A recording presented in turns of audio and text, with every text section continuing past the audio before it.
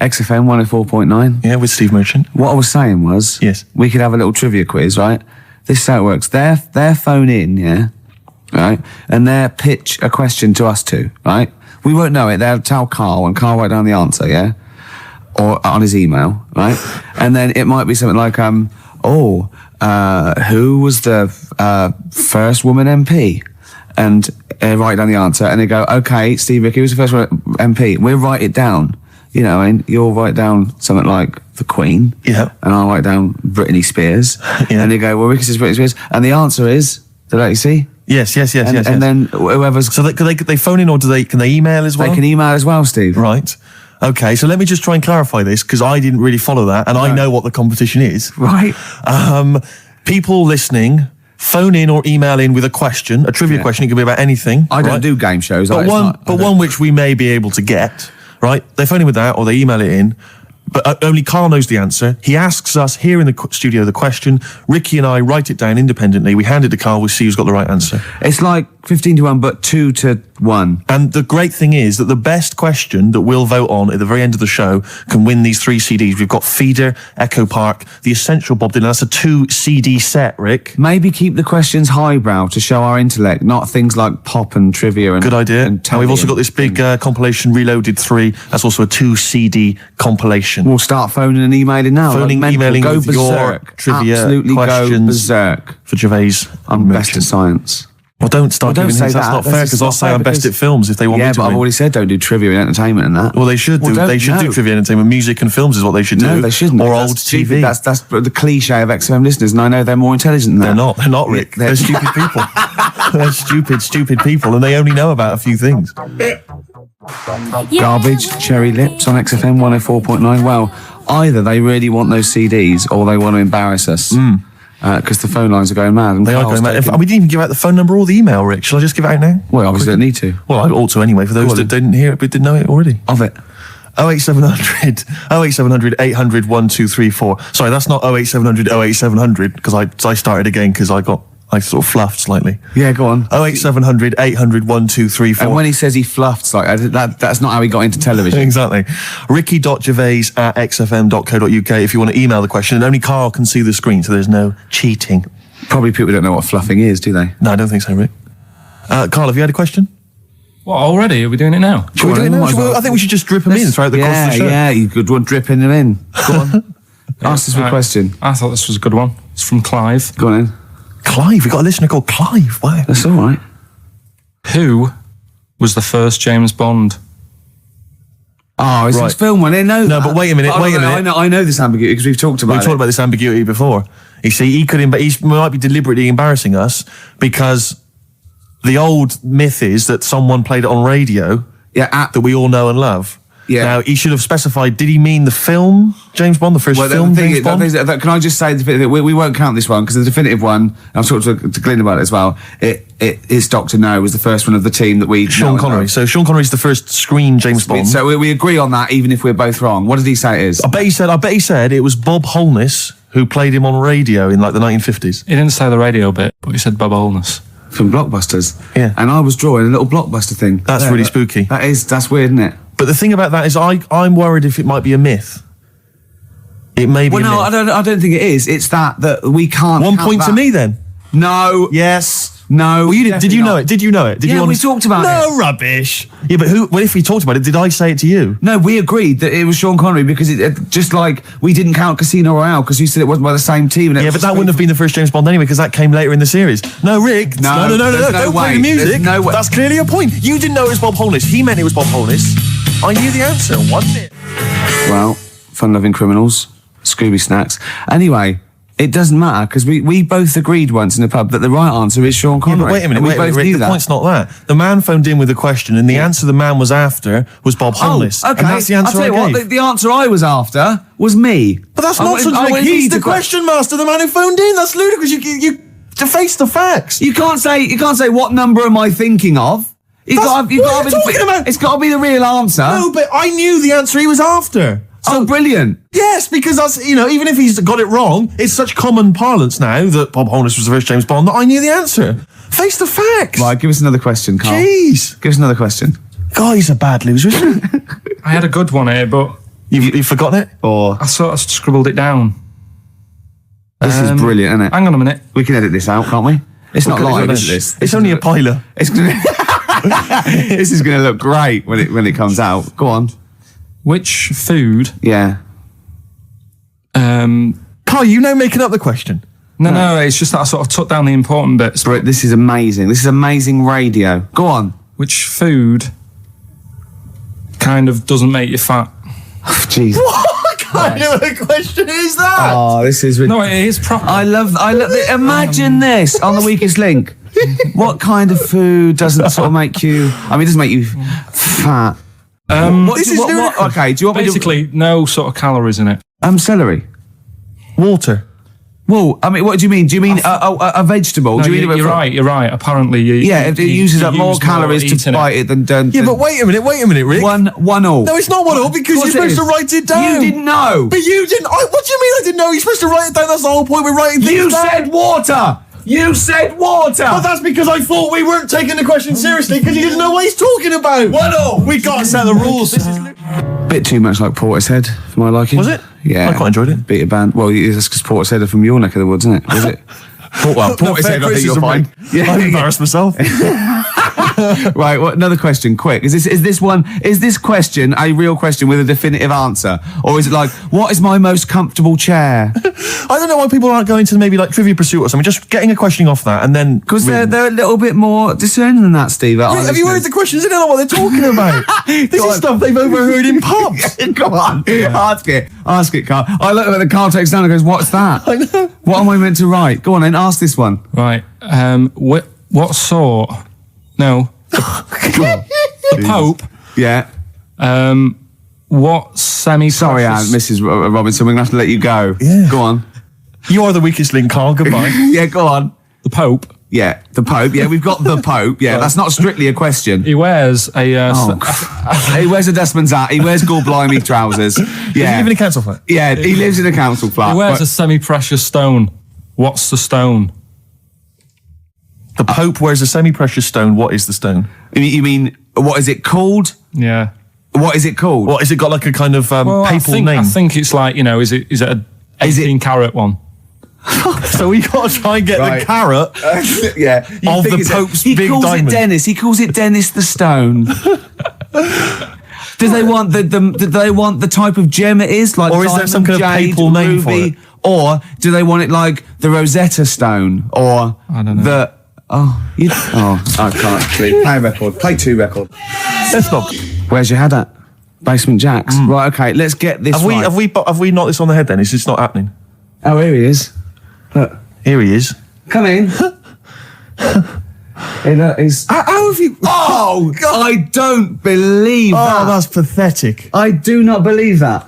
That's absolutely pathetic. Now, they won't believe this, will they? No. Right. No. If I say that Jonathan Ross just got his massive member out, and he is a big lad, come and sit down. I've got your tickets, Mr. Gervais. Thank you. What's going on here then? I mean, why are you dropping off tickets? Well, because, in the spirit of the Comedy Awards, we like to have the rising young stars of the British Comedy That's Awards. right. Yeah. And that's me. Well, we couldn't find any this year, so we've asked Ricky whether he would sit in the rising young star seat. And I wanted to deliver the tickets personally, so there's no excuses if he doesn't turn up later. Yeah. I always suspected that you were sort of pretty well endowed. Yeah. And now we've seen. It's on webcam. That was just one of my cocks. That's the one you're wearing today. Didn't we? Did We you? got in Don't trouble say saying that. No, we were This is meant to be the happening young station. What's going on? No, you can't say stuff like that. You can't. Just careful what you say. Look at after Judy and Clary. 10 years in the wilderness, and he comes back in a person. 10 years in the That happened wilderness. to you. That's Jesus you're thinking of, isn't it? Just because you're on everything at the moment. I walked in here and I came in there and I thought this is the young happening place. And what do I see in here? 3 old men sitting. What are you talking about? I'm only 28, 27. You all look, you're wrecked. You all look wrecked. You're Well, that's because we're always partying. I was looking for some youngsters. Where's the youngsters? I wanted to see some tight leather pants. I wanted to see some foxy chicks hanging on you every word. What is it? It's a bunch of old blokes on a block up there washing up in a sink. But look at him. He even dresses for radio. Look This at is him. ludicrous. It's amazing. It's like, you're I love the fact you were on the phone to Gervais last night, weren't you? Asking his advice On clothes. Look at him. He's going for the man down the DSS. I like that look. That's a nice look. Have you got a single pair of trousers that aren't elasticated at the waist? They're maternity jeans, aren't they? They've got a whole frank panel that pulls The forward. thing is, what I do at the end of the week, I can pop these in the pan and I can make a nice soup with all the food that's encrusted in At them. his years as a homeless coming to the fore there. Look at you, But one why- step away from Lawrence Llewellyn Bowen. I'd like to be that bit closer. But why are you dropping off tickets? Are you a little bit... Because I thought you were married and stuff. Why do you suddenly got this obsession with Gervais? Because I'm a bit rough, aren't I? yeah, it's like when you see Dale Winton out with those rough boys. I'd like to get one of my own. when a top celebrity in a lovely looking suit walks down the corridor with his penis out, Yes. Yeah. I know that I'm still an attractive You know man. you've arrived. I was inaugurated in the same way. For me, it was Des O'Connor. It's like it's the passing on of the baton, if I may use that euphemism. and you've been battened. But it's fantastic. Well, it is a pleasure. I don't think I'm complacent just because I'm mixed with people like you. I still wake up and think, I don't believe it. I'm mates with Jono. Can I just point out? I was listening to the show last week, and I heard you, as always, revealing a little too much about yourself, if you don't mind me saying so. Yeah. Steve, Not as much as you. No, but that was just for the benefit of the room. Yeah. And talking about when you used to occasionally urinate in the sink. Yeah. When you were around my house last time, and I came in, and you looked a bit shifty. No, please reassure me. It was more ownership. But Yeah. I was like, I went to my territory, and then other people that come in that go, has Gervais been round here? It's like just marking my territory. Because my coffee the next morning had a hazelnut tang to it that I don't remember putting in. Can I just say something? Because I mean, I used to, mention to you, Gervais, when we first started getting involved in the business. Yeah. I used to say, if there was one celebrity I'd like to be friends with, it's Jonathan Ross. Yeah. Lo and behold, Ricky's befriended Jonathan Ross. I'm nowhere to be seen. Not Ricky invited told round. Ricky told me that I could be his friend, providing I never extended the arm of friendship. to Right. you. Yeah, if you ever... I thought as much. He tries to keep everyone else down he works with, from the office, all the other shows. He tries to keep them down. I didn't even want I'm you number coming in. one. I wanted to meet you on the steps. Yeah. I didn't even want to tell you you were around. But you called. He went, who's that? And he saw your name come up and he went, well, can I meet him? Well, you're all coming tonight, aren't you? This isn't Radio 2, by the way. These links are way too long. This is snappy radio. We have to play out. Yeah. You might The be kids have lost interest. But the kids want to hear Coldplay, Catatonia, You know what I like? Faithless. How about some more of that instantly forgettable hip hop you play each week? One of those obscure hip hop hooray. That's the worst feature on British radio. You should be ashamed of yourself. Wait a minute, I wrote your As I was quiz on saying to Radio Bruce 2. Forsyth the I'm other day, I allowed. said the hip hop's had its day. You took it out. Put it away. Put it away. I'm Carl. Carl, how you doing? I'm all right. Got a question for you. Quiet man. Got a question. Yeah. The Pope. Yeah. What semi-precious stone does the Pope wear? It's easy. Go on. Topaz. Is that the right answer? I don't know. I might have wrote it down. I'm really sorry, Jonathan. It's not what he publicly admits to, but I have to know because I was hanging out with him at the Groucho one night, and he was saying, "Oh, look at this, look at this, look at that topaz. Go and buy that. Look at that. Vatican City." Look at that. We can make a nice ring out of that, he said. Didn't go anywhere, but thanks for asking. I better go. I've got to go. I've got to go and buy you. some winkle pickers. Thank you very much. Okay. Enjoy Nice to it. meet you, Stephen. Yes. Carl, I wish I could say it'd been a pleasure, but actually it was quite creepy. See you later. Yeah. It's annoying actually that Carl never went to the email because the questions have been sent in there. Are they Good good? questions, and they've all been sort of neatly spat out with the correct answer. For instance, I might have asked you this if I was the quizmaster, Go on. Rick. How many noses do slugs have? Oh, I think Which is an I think it's interesting 4. It is 4. Yeah. Point to you there. Let me just see if I can find another one. Who, according to the current issue of Viz, is a cycloptic pop temptress? Oh, don't know. Is it a pun on her having one eye and being sounding like? Cycloptic is the clue. There's Yeah. only one pop temptress.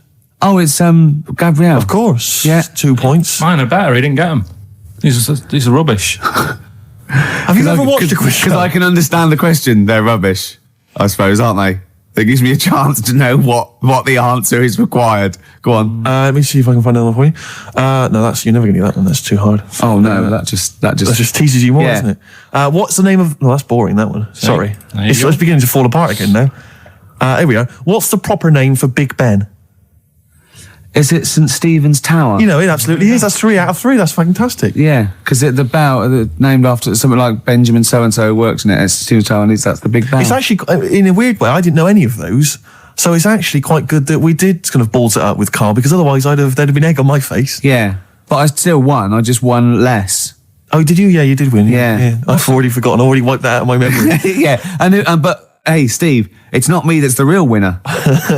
It's Neil who asked that question About pubs. and he's got those 3 CDs. Just tell him what they are again. Just Feeder, Echo Park, a compilation called Reloaded 3, lots of great stuff on there, and the Essential Bob Dylan 2 CD. Have you called him and told him? No, not yet. This is such a shambles, isn't it? Because what if he goes out or something? Actually, if he's listening, can he give us a call? That is so lazy. Can't we call him like Tarrant would? I would have That's had his surprising. number. You've not got his number? I forgot. Oh, this is unbelievable. I said get the numbers, Carl. I wanted to go for the Pope one. Carl, do you actually work here in the week? Or, like, did you just, you know, like in a film when they knock someone on the head, put on the spacesuit and go to the moon? Is it like Secret of My Success and Michael J. Fox? You actually work in the post room, but Saturdays there's no one around that recognises you. So you pretend that you're a producer? Yeah. Because you don't seem to know any of the rules. Because I reckon that name's made up. When did I say a producer? When did I say I was? Carl Pilkington is a name that you'd come up with on the spot. No, he doesn't work. No, he's not a producer. He says he works in sound. He works That's what in he says. sound. Yeah. Well, I'll tell you what. Work with this. This is my song for the lovers. It's a beautiful track. I've played it before. I'll play it again. It's one of my favourite tracks of all time. It's Bob Dylan. If You See Her, Say Hello. It's a little bit of trivia for her. This is the last song I ever played on the old XFM before they came in and said, "Okay, you can go now." That's incredible. Isn't it? Bringing tears to my eyes. Lovely. Well, the greatest singer-songwriter of all time. Beautiful. With one of his best songs there. Absolutely. Bob Dylan, If You See Her, Say Hello. She might be in Tangiers. I mean, he's having a go. If you're going to go to Tangiers on the off chance to try and find her, I wouldn't bother. Yeah. You know. But I mean, you know, he's Certainly if you're going to be there, then he's have a look for desperate. her. He's desperate. He's going, well, she might be in Tangiers. Have you checked upstairs? She's definitely not upstairs. Just have a look. Well, anyway, that was Song for the Lovers. But because I'm so excited about having such great prizes to give away for the first time, some albums that Carl found, I got 'em. we've got the lucky winner on the line. Hi, Neil, are you there? Yeah, I'm here, Ricky. Hi, you're a winner with XFM. Fantastic. Yeah. Do you like Feeder? They're a good group, aren't they?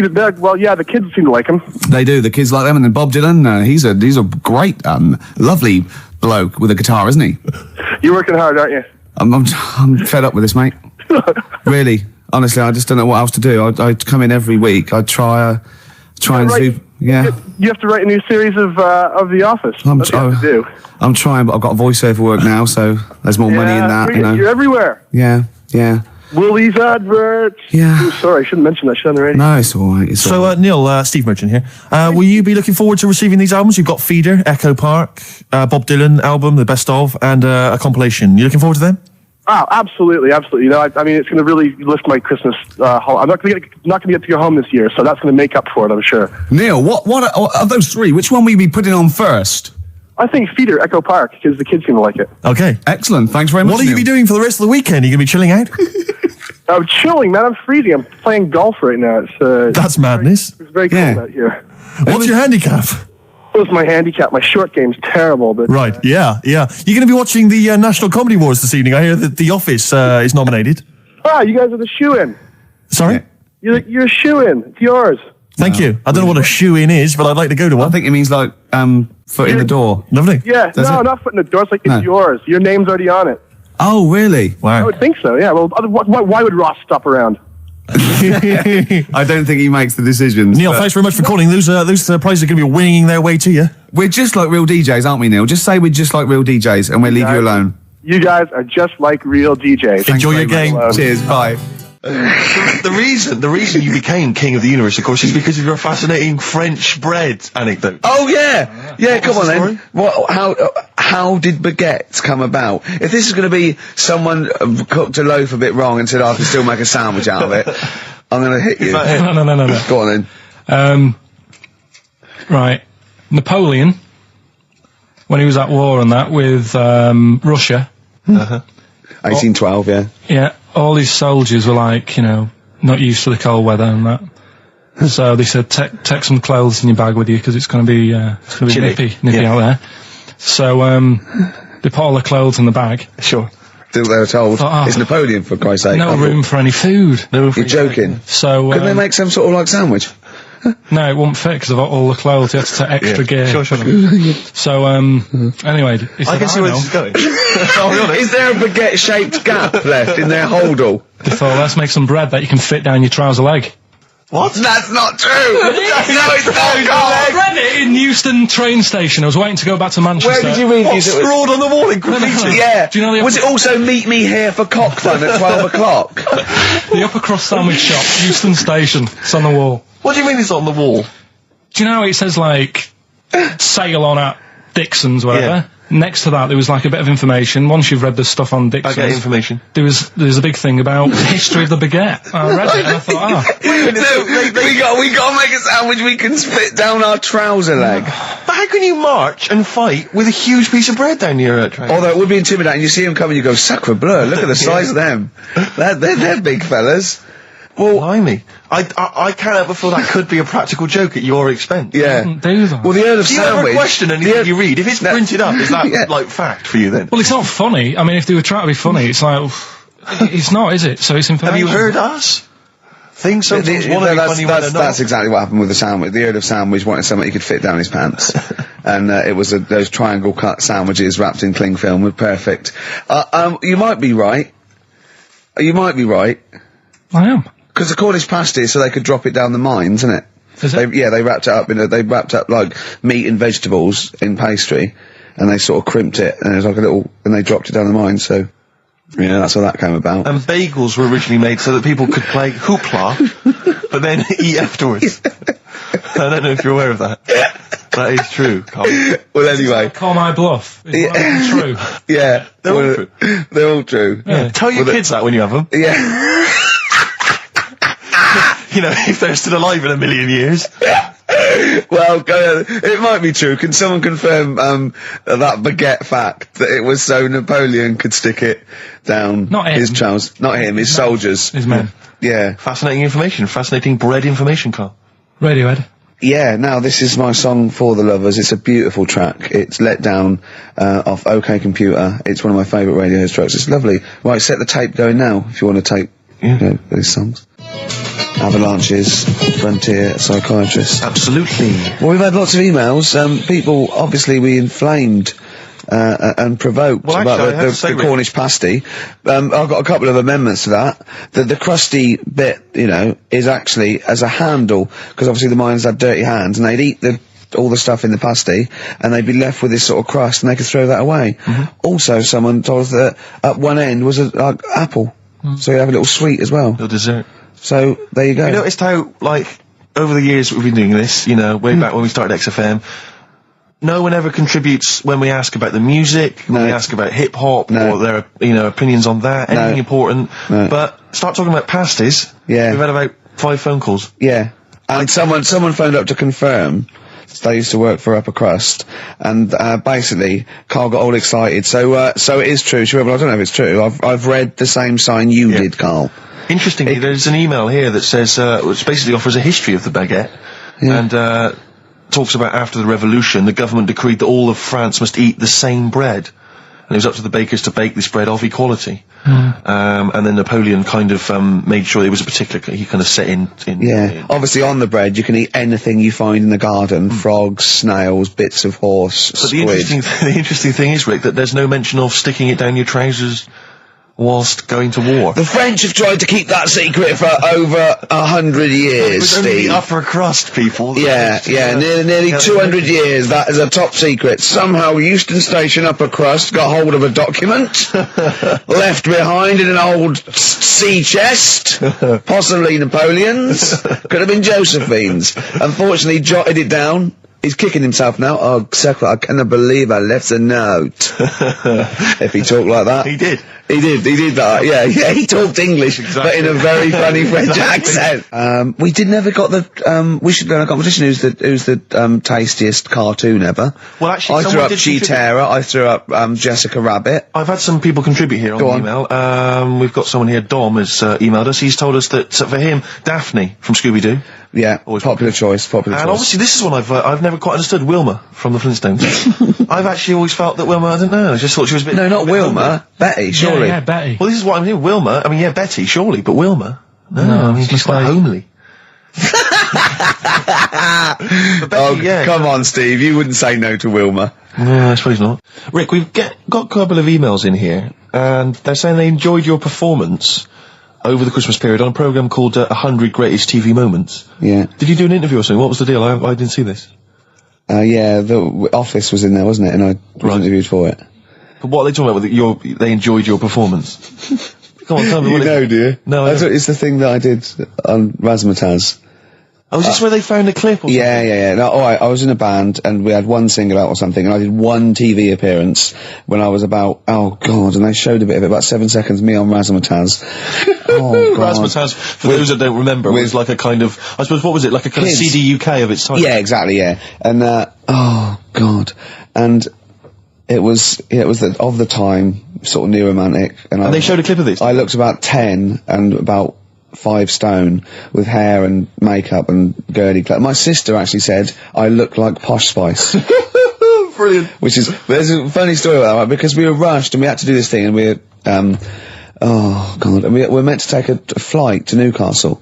And where were you travelling from? London? Yeah, but we got there, we didn't have tickets, we were told to be there, but the A&R man overslept. Right, for the company, overslept, and it was terrible, and we were fretting, and eventually it was too late to get the plane, we missed the plane, we had to get a train, and it was really kind of fine, they were back and forth, going, yeah, if they come now, we can still do it, we're going to miss it, and this was like a big promotional thing, and we got there, and they went, oh, God, right, and I had this sort of like jumpsuit I was wearing that I'd cut off, put that on backwards. A jumpsuit? Yeah, brilliant. I know, Is this what was bad. on the clip? Yeah, I had that on back to front, and there was no time, and I think I even mimed wrong at one point, and it was awful. But the funny story is this, that when we were there, we didn't have our tickets. This was at the airport? We bumped into Bucks Fizz. The guys and girls from Bucks Fizz and their manager, so there's like 5 of them, right? And there's 2 of us, and they had 5 tickets. And Bucks Fizz tried to smuggle us through. And so they went through the things, right? And they went, tickets please. And he just waved 5 tickets that he had, like that, goes, this is us, right? And they went, well, can I have a look at them? And they went, there's only 5 here. And they just looked at us and went, sorry lads, we tried. We were nearly smuggled through. By Bobby. Carol. They couldn't even with their powers. They were the height of their powers. That was like make-believe type. They'd already done making your mind up. I thought if anyone can get us through customs check, it was the Fizz. But even the Fizz what I like could not get that us reassures me, I have to say, about kind of airplane travel. You know, in these kind of troubled times, it's nice to know that even someone like Bucks Fizz couldn't get, smuggle someone through. That's good, because the top security man went, hold on, there's 5 in the Fizz, there's 5 tickets, those 2 lads are not going through. Exactly. Yeah, that makes you more secure about air travel now. Well, it's lovely if I'm in America, and I see 5-star, trying to get through customs. With 2 other lads. Exactly. I think, wait a minute, what's going on there? Yeah. Wait a minute, security guy stopped him, it's fine. It's fine, yeah. There's only 5 in 5-star. Oh. It's lovely to know that. Yeah. I love the fact, and did you know the Fizz previous? Was this your first run-in with the Fizz? No, they were doing the Taz, same as us. They were doing the old Raz, same as us. Did you recognise the Fizz and go, oh my god, that's the Fizz, let's try and sneak in with them, or did they recognise you? How did it work? They wouldn't have recognised us. Exactly, that's what I'm thinking. I love the audacity of going up to Bucks Fizz and saying, try and smuggle us in. Can you try and break aviation law for us? Now, now it's time to make your mind up. We're going to the land of make-believe. I did that and they laughed. They went, brilliant. Yeah. We'll get you through, lads. Yeah. Just stay tight. I was actually on top of Bobby's shoulders in a long coat. Lovely. Yeah, but Bill... Well, seriously though, I don't understand what their plan was. Like they would have gone, through. It's the Fizz, let them through. Yeah. Don't bother checking the... It's like, wasn't even answering, we couldn't even get to Newcastle. Do you think it was wearing your jumpsuit backwards that sort of gave it away? Well, no, but see, I didn't have it on then. I was just in civvies. I just had jeans and a t-shirt then. I didn't even have my hair gelled. I was just like cash. I saw it. I thought it looked all right. Did you? Did you? Well, I mean, for then you tight jumpsuit. Yeah, cheekbones. Brilliant. Yeah. I had some cheekbones. Yeah, that was. If anyone else saw it, or maybe they taped it and they've got a clip, because I'd love to see it. I missed it. Well, I'll get you one. If you have it, put it. I'll tell you what. Why not create a website? And put that clip on there on a constant loop, and then send the address in, and I'll give it out, and people can check it out for themselves. Yeah, brilliant. Is that okay? Yeah, cool. I'll have to lose weight now. Yeah. Hives there on XFM 104.9. Right, we've got a competition question. Steve's come up with it at the last minute. This is just to check if you are a regular listener of the show. Yeah, okay. We would like to reward loyalty. Exactly, absolutely. So, last week on the show, Ricky described a story that happened to him back in the 80s when he was making his TV appearance on Razzmatazz with his band, and he had to fly up, was it to Newcastle? Yeah. And he tried to get on a plane, and a pop act of the 80s tried to help Ricky sneak aboard an aeroplane. But failed. But they failed to do it. At the height of their powers. And they were at the height of their powers. What was the name of that outfit? Should we put them on the line? Absolutely, let's hear it. There's the people there already. This is to win Incubus tickets. Please do not be mental. Don't be mental or swear or say anything libelous or nasty. Yeah. Just be nice. You won't win if you're not. Go on. Hello? Hi, who's that? Oh, I've got my headphones on, haven't I? Put your headphones on, Rick. I'll just keep her talking. Oh, no. Hey, how's it going? Hello. Okay, hello. Hi there. What's your name? Lindsay. Lindsay. Where are you calling from? Clapham Junction. And do you know the answer? I do. Okay. Bucks Fizz. It was indeed Bucks Fizz. It was the Fizz. It was indeid the Fizz. Well Do done. you like Incubus? Yeah. Right. Right. Oh, yeah, you see, if I was interrogating you, I'd go, you hesitated. Yeah. There's so many people phoning up who are desperate for these Incubus tickets. Please don't make They us are give them to rightfully, you. no, to be fair, they're rightfully yours. Right, I tell you what, I'll have a T-shirt if you give them the tickets. Okay, is that just any old T-shirt or... No. can we send her a T-shirt? Carl's nodding. I think we can send you a T-shirt. Right, we'll get you a T-shirt. How are you going to do that then, Carl? Because you've got to take her name and everything now. You keep talking a minute. Yeah. This is pathetic. This is wouldn't amazing, happen isn't with Dr. Fox. He'd have it all Foxy planned. wouldn't do this. Can I say as well, there's a bank, there's a train station with one vowel. Yeah, but there's loads on there. He hasn't thought it through. Bo as well. There's many. Listen, Carl, take a note of her number. It can't have been that. I can't remember it. What was it? I remember I tried it the last time I tried it. This is a shambles. And I couldn't work it out. Then there was wrong answers. I remember Aldwych came up. Maybe it's Aldwych. What's Carl doing there? Who's he talking to? I don't know, he's talking to her, but what? Say again? Look, quick, let's think of something. Come on. Tell her, are you still on this line? No, he's picked up the phone now. So what am I doing? We're giving away. We're letting people behind the curtain. Let's keep up this veneer of professionalism. This is so rubbish. Come on, no, don't draw attention to it. Okay, all right. But let's just talk and make. So, Steve, what are you doing tonight? Looking forward to Pop Stars? I'm looking forward to a lot. Who do you want to win? I'm glad you've asked, Rick. I'd love to see Darius have a bit of success, but I don't think it's going to happen. I think it's probably going to be the stutterer. I think it is going to be Gareth. He has a name there, Steve. I think it's going to be Gareth. Yeah, apparently in the polls in the week he's getting twice. We're back, don't we? Okay. All right, Carl. So she's getting a T-shirt, is she? Lovely. Right. Who's that on the line? Next contestant. Hello. This is amazing. An error. I mean, we couldn't do this worse. Go on. Exactly. Hello. Hello. Hello. Who's that? It's Dan. Dan. Hello, Dan. Danny. All So, right, do you want to go to Incubus? I'd love to, man. Okay. Hold on. This is pointless because he's just heard the last. He's heard the answer. Yeah, definitely Bucks Fizz. This is mad. We didn't think this through. No, but let's be honest. He wouldn't have been on the line if he didn't know the answer. Are you cheating, Dan? Dan, he said he's not cheating. This is fail-safe. That's fail-safe. This is our rigorous. I can't Screening believe this. Dan, you're going to Incubus. Oh, cheers, man. Well That's done. blinding. Well done. Oh, Nice one. Thanks for cheers. listening. Cheers. Carl, what do we have to do? Do we just hang up or what happens? No, you play a song and... Play a song then. You've got his details. Yeah. Oh, Play God. it. He's on a different You plane to can't us. say it like that. The other week, I came in when it was really miserable. And I said to you, God, can you imagine dying today? Yeah. Because Whereas today you feel it would be a much better day to die because it's bright. the curtains open, sun Sure. shining. It's like... I mean, you'd still be a bit angsty about the dying thing, wouldn't you? I mean, I don't suppose that would be alleviated. Sure. Okay. Well, hopefully we'll still be broadcasting, when one of us reaches that happy moment and we can check. Yeah. It's quite a lot of emails, Rick, coming in about, band names. I think a lot of people are going wrong for a simple reason. They think it's funny to have an ironic band name. Yeah. They think it's a bit comical. And I just don't think there's any great bands that have had a comical name that have made it into stadium filling. What was that band? Where's Me Jumper? What were they I called? don't know what they were called. I mean, the obvious example of one that was never going to make it internationally. Splodgeness Abounds? Splodgeness Abounds? No. I like them, though. Splodgeness Abounds. Splodgeness Abounds, they were great. Ladies and gentlemen, please welcome to the stage Carter the Unstoppable Sex Machine. USM. These are some of the ones we've had emailed in. These are bands, obviously, that haven't made it so far, and I don't think they will. Ladies and gentlemen, please welcome to the stage The Lazy Birds. Nope. No. Ladies and gentlemen, please welcome to the stage The Paperclips. That's not a real band, That's what is it? someone sent in. I love that. Yeah, but no band name is weirder than the others, and also you grow into it. I mean, the Stones and the Beatles are iconic because they are iconic bands. What you think you'll grow into? Ladies and gentlemen, please welcome Shuttle Rock. Ladies and gentlemen, please welcome Treehouse Casino.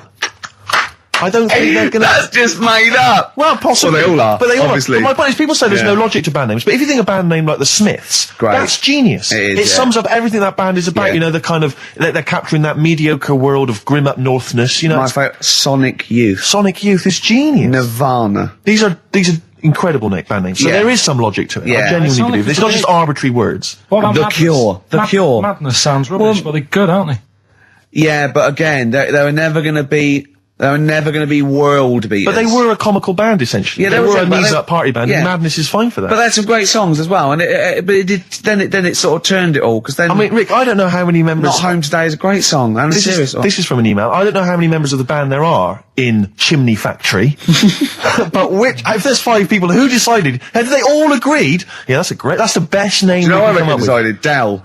Right. He started the band, and they rehearsed around his house. So Dale went, look, it's called Chimney Factory, because my granny's doing it. They go, all right, Dale, but it's not. I've got some other, but no, it's called Chimney Factory. I own the van and the amps. There's Paperclips gone. There's a band in Leicester called Paperclips. We can't, we'd just argue over that forever. And all I'm saying is think before you name your band, all right? Because it's never going to happen if you've got a comical band name. There was a feminist band called Clitoris All Sorts, which is quite good, isn't it? But you laugh, and then you just think, oh. Yeah. I'm never going to have that on my T-shirt. Imagine that. Clitoris All Sorts. It's that time of the day now, talking of that. Yep. Song for the Lovers. Sure, it's beautiful. Now, Steve, I will play great old tunes till the cows come home. We got to give them a little bit of Dandy Warhols and Air and Athlete. I know that, and they're great. They're good, right? But I wanted to play a Cat Stevens song, but I thought I'd better not, because I've, play that a little bit. And we quite like resurrecting old reputations, don't we? People like Elton John, who had bad faces, or David Bowie. People whose names now are largely laughed at in the serious rock circles. Or people might not have considered. I thought Cat Stevens, oh no, Rod Stewart, I thought. Was he Rod Stewart? Many people now are thinking of the leopard hot pants and the ludicrous hair. Do you think I'm sexy, and all those sort of awful stadium sort of disco things, but he wrote beautiful tracks from Maggie May and I thought, hold on, 2 birds with 1 stone. What about a Rod Stewart song written by Cat Stevens? Wow. Is there such a thing? The first cut is the deepest. Let's hear it, Rick. On this album as well is The Killing of George. Georgie Part 1 and 2, remember? About the gay bloke. Georgie Boy was gay, I guess. His favourite song. Carl's favourite song. Yeah. Right? And I was going, oh yeah, I remember that, yeah. I said about, and I said, did not intend to take his life. He just pushed it when he gets mugged and killed. Do you know what he said? Go on. I was sitting outside, I was singing, he went, well, as I said, they go out too late. They go out too late? He meant gay people go out too late. He went, no, they do. I went, what do you mean? He said, well, they're always out, they go out, or when people are coming home. He said, if he'd have been in bed by 10, he'd still be alive today. That's a sobering lesson. And he went, there's one that works here, and he's shattered every Monday. Oh, if you're gay and you're listening, just be in bed earlier. Go out when sensible people go out. Yeah. You're right, we're not on the continent, Carl. If you're gay and you're not in bed by 10, go home. Yeah. I don't get it. First cut is the deepest, Rod Stewart. There's the phone. Answer it. See who it is. Can you give us a second, listeners? Just amuse yourselves for a moment. We're just speaking to Carl's just on the phone there, speaking to someone. We'll just keep you abreast of who that is. Time. It's 10 to 3. Wants to know if you're doing a live show somewhere tonight. So just a private call now. Asking Ricky. I am, yeah. Later. But Ricky, I don't want to say it now. I don't mind one person now. I don't want to get from the office, and often performs live at different venues around the country. So while those two take care of business. All right, guys, have you finished that private call? Yes. Jeez, that was outrageous. Star Sailor and Poor Misguided Fool. With me, Steve Merchant, and Karl Pilkington. The K-Man, round of applause for K-Man. Yeah. But no one's announced who you are. Ricky Gervais. It's XFM 104.9. Saturday afternoon. If you didn't know that, I don't know why I mentioned it. That was stupid, really. You must know that by now. Well, we've got some great things coming up. We have indeed. We've got songs and chat and things. We'll also, of course, be running through the white van man questions from the Sun again, but this time Karl will be answering them. I look forward to that. Yeah. Can we do that fairly soon? Oh, there's some good questions this week. Yeah, we will, but as I was coming in, there was a bunch of posh lads, I think university students, trying to get in, because they're doing one of those scavenger hunts that they have to get points for charity and do stuff, and one of theirs is get on a live radio show. Right. So I sort of felt sorry for them, so I said they could come on here just for 5 minutes. Who are they? All right. They're just are they toffs? They are sort of like toffs, but they're trendy toffs. They're obviously trendy toffs. I don't know what's that. Is that like Lady Victoria Hervey? Is she? No, I don't mean that. No, they're both sort of like that. Will of Pop Idol. Right. They're like him, sort of like trendy but posh. Okay. They seem nice enough, and they're doing it. They're just for a cancer charity, and they just get they got points. Like they got their sponsor to do various. Exactly. I don't know quite how it works, but they're gonna come on and because we get for coming on this live radio show. they get 17,000 points. Right, good. If I can put that in context, Yeah. if they were to say, did it help deliver a baby, they only get 7,250 points. But it's much easier. It is. There's lots of women just Happily gonna let dropping a couple of sprogs posh all ones. over the place. You can't get on a live radio show these Exactly, days for love nor money. That's true enough. You know what I mean? Yeah. So, when are they coming in? Carl said they're going to just... 1:30, I had a word with them. Okay, what did you make of them? They are posh. Really? But they said they're going to wander about and go and see if they can deliver a baby and that. And then come back here for 1:30.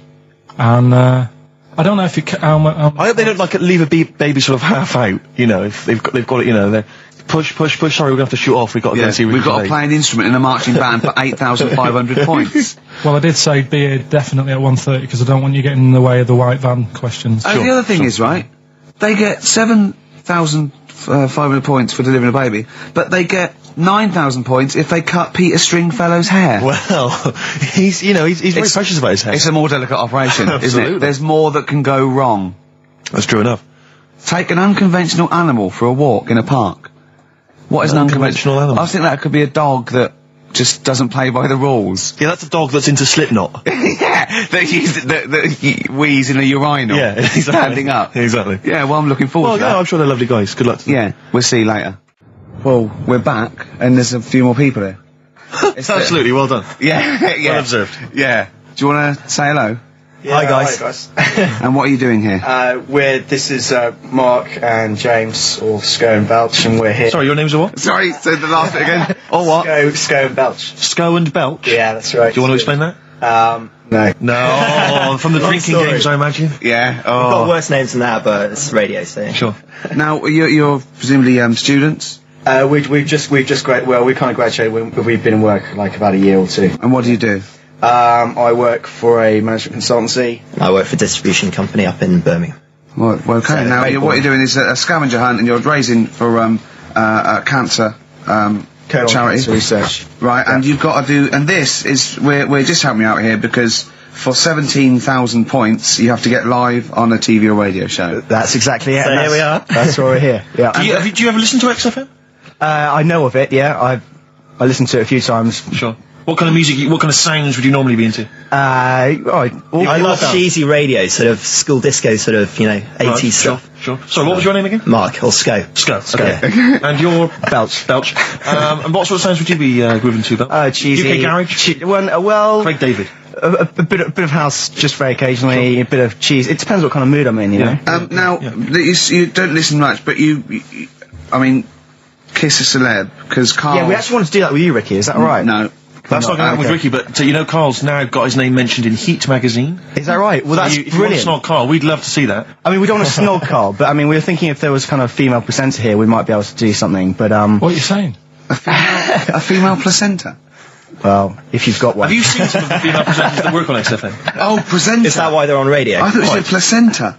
That's unlikely. I know. Well, now what's the other things you've got to do here? So what are some of the things you've done already? Well, See, some of these worry me, like start a fire in Pudding Lane Oh, we've done that already. for 4,700 points.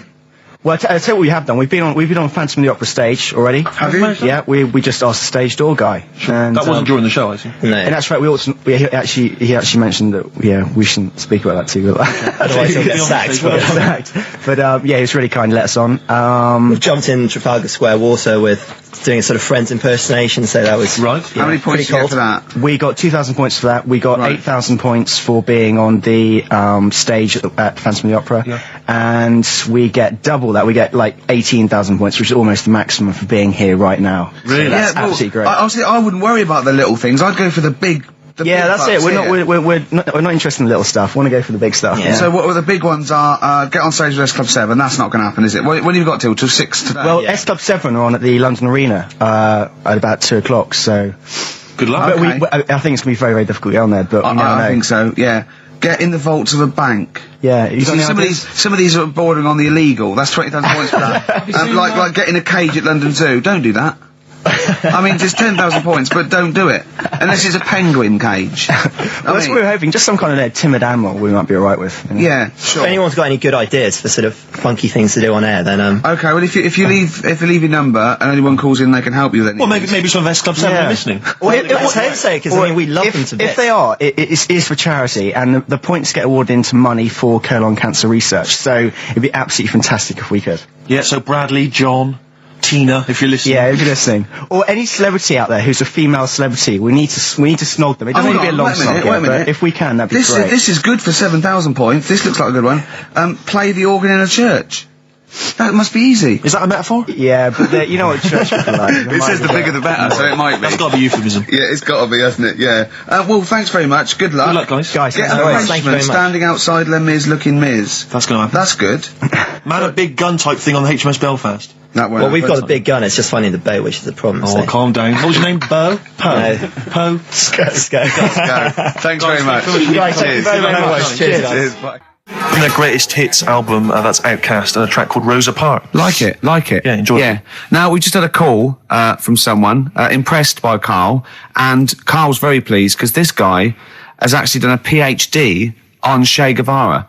So in theory, whatever subject he chose, in theory, he's probably one of the experts in the world on this particular field. Now, hello, are you there? Yeah, I'm here. Hello, what's your name? My name's David. David, now where did you do your PhD? Did it at UCL. Did it at UCL, mild college. And what was the actual title of the PhD? It was Che Guevara's influence on class struggle in Europe in the 60s. And what did you think of Karl's performance? I thought he did really, really well. The only thing, I'd never heard those last words before. So Karl actually knows something you don't know. Yeah, possibly. Although you presumably not take that as verified information. You probably wouldn't take everything Karl said as gospel. You'd probably look it up yourself, would you? I probably would have a look, yeah. Did you know about babies' eyes? Sorry? Did you know that babies' eyes don't grow?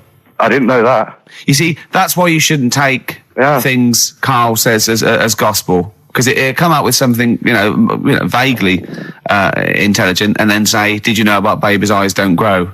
Any questions that you'd want to test Karl on? Any thoughts? Any things he missed there on the history of Che Guevara? I think he did really well, and I think he should be congratulated. Because Karl has problems with understanding why people are interested in history, and even though he's been reading these books, he keeps saying, "Why does anyone care about history? Why is it important?"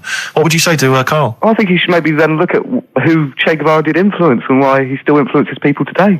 Yeah. Well, he knows that he influenced Citizen Smith, and he knows that if McDonald's ever wanted to swap Ronald McDonald for Che Guevara, it would cost him an awful lot of money. So he is trying to apply it to the modern world. He is having a go. Well, maybe you should think like why Rage Against the Machine have him on their T-shirts. Good point, Karl. Why do you think of that? Why do you think they have him on the T-shirts, Karl? I don't know, maybe that was the design of the T-shirt. Maybe they wanted another T-shirt. Maybe they wanted Ronald McDonald. But didn't have any in. Sure. And they said, we'll have that one there then. Well, thanks very much. Just before you go, do you think Karl would be an interesting subject for a PhD? Yeah, very much so, yeah. Okay, well, if you're not... Well, hopefully one day you'll become a professor and you can maybe set that as some coursework. I could do, yeah. Karl Pilkington. Imagine that. Cheers, Dave. Having an MA in Karl Pilkington. Thanks very much, Dave. Okay, bye. Cheers, bye. That's good. My teachers never did that. What, encouraged you in that way? Never said well done. So, Really? Yeah. But you never showed up. Yeah, you have to be in the same room, They were really. too busy saying, "Who are you?" yeah. No, but Mrs. Matthews, me head teacher. Oh, let's not lay into Matthews again. Oh, not Matty she Matthews. said, Not Grimble Matty Matthews. I'd never be a high flyer. If she could see you now. What did she say? You'll never be a high flyer? She said that to me, mum and dad. Really? On a parents' evening. And that was after I'd played the drums in Little Donkey. She clearly didn't know what she was talking about. The Strokes and last night. We just had a call, didn't we? From Johnny Mango. Oh, yeah, Johnny Mango, yeah. Yeah, old the Mankster. And he informed me that one of the Wurzels is dead, and I didn't know that. Yeah, Adge Cutler, who was the lead man, I think. Yeah. He said he died the most rock and roll death you can die. He said he was apparently driving on a terrible cocktail of cider and other things, presumably. Yeah. Apples and jams. Yeah. And he crashed into a tractor. And I wonder, is that true? JM's not winding me up. Yeah, I hope the Mango Boy's not having a laugh at me. Is that true? One of the Wurzels died by tractor. Is that true? So give us a call. What's the number again, Carl? 08700 800 1234. If so, I'm sorry that I disrespected them. I didn't know. Table 60. Lisa Tarbuck. That's Corner Shop. Lessons learned from Rocky 1 to Rocky. I love that guitar. That's great. It's real glam rock. That's T-Rex and Bowie. I was going to play some from Ziggy Stardust today, but instead I brought in a different album. I want to play a bit of Bowie. Is that all right? Oh, of course, yeah, always. Yeah, bit of Beatles. Still to come up, by the way. We with the education of Carl, last week he did Che Guevara. He did very well. Yeah. Before that, the week before that, you learned all about Rasputin, didn't you? And this week you've been studying Hitler, haven't you? How does that go? How do you reckon that? It's a bit tough. Okay. I mean, I'll give you the full story later, Steve. Do you know much about him? No. So, they're all linked. All these stories I've been reading, they've all got a similar sort of thing going through them. They're born, they have a bit of a tough upbringing. Things aren't going well, and they seem to take it out on other people. Okay. But I'll tell you more later. Okay. Yeah, I don't think you can... I mean, I don't think Hitler and Che Guevara... It's the same thing. Che Guevara, when he was a kid, had like asthma. Right? He wasn't an happy kid. Hitler, he only had one ball. Well, I was trying to find about that. Yeah, seriously, he phoned me up in the week. I said, "How's it going?" He went, "I've skimmed it. I've just skimmed it. I was looking for the testicle thing. Now I don't know if they left that out or it's not true." Right. So he was trying to look up that Hitler has only got one ball. I think they only did it to wind him up. Because it's like, you might be taking over the world, but we're all saying you've only got one testicle. Sure. And it's did you look in the index and it's sort of Hitler, Adolf, family life, early childhood, testicles absence of? Sort of skimmed through because one of mother brackets other. Albert Hall. The only thing I could find was at one point in like when he was trying to run the place, there was a meeting going on. And somebody had put a bag in the meeting room and it blew up. Yeah, and I'm wondering whether it was under the table. Yeah, but... Well, you're wondering if it blew a testicle? It was the testicle was under the table. No, the bag blew off the ball. No, the ball sack was probably hanging below the protective top, and so that's where he could have lost. But why would he have only just lost the one? Because the way he was sitting. Cross-legged or something. Sure. Okay. Well, I mean, again. Last week we had a Che Guevara expert phoned up. Maybe they could. Maybe there's a Hitler expert this time who could maybe phone up and confirm the testicle theory. Yeah. What's the number again, Carl?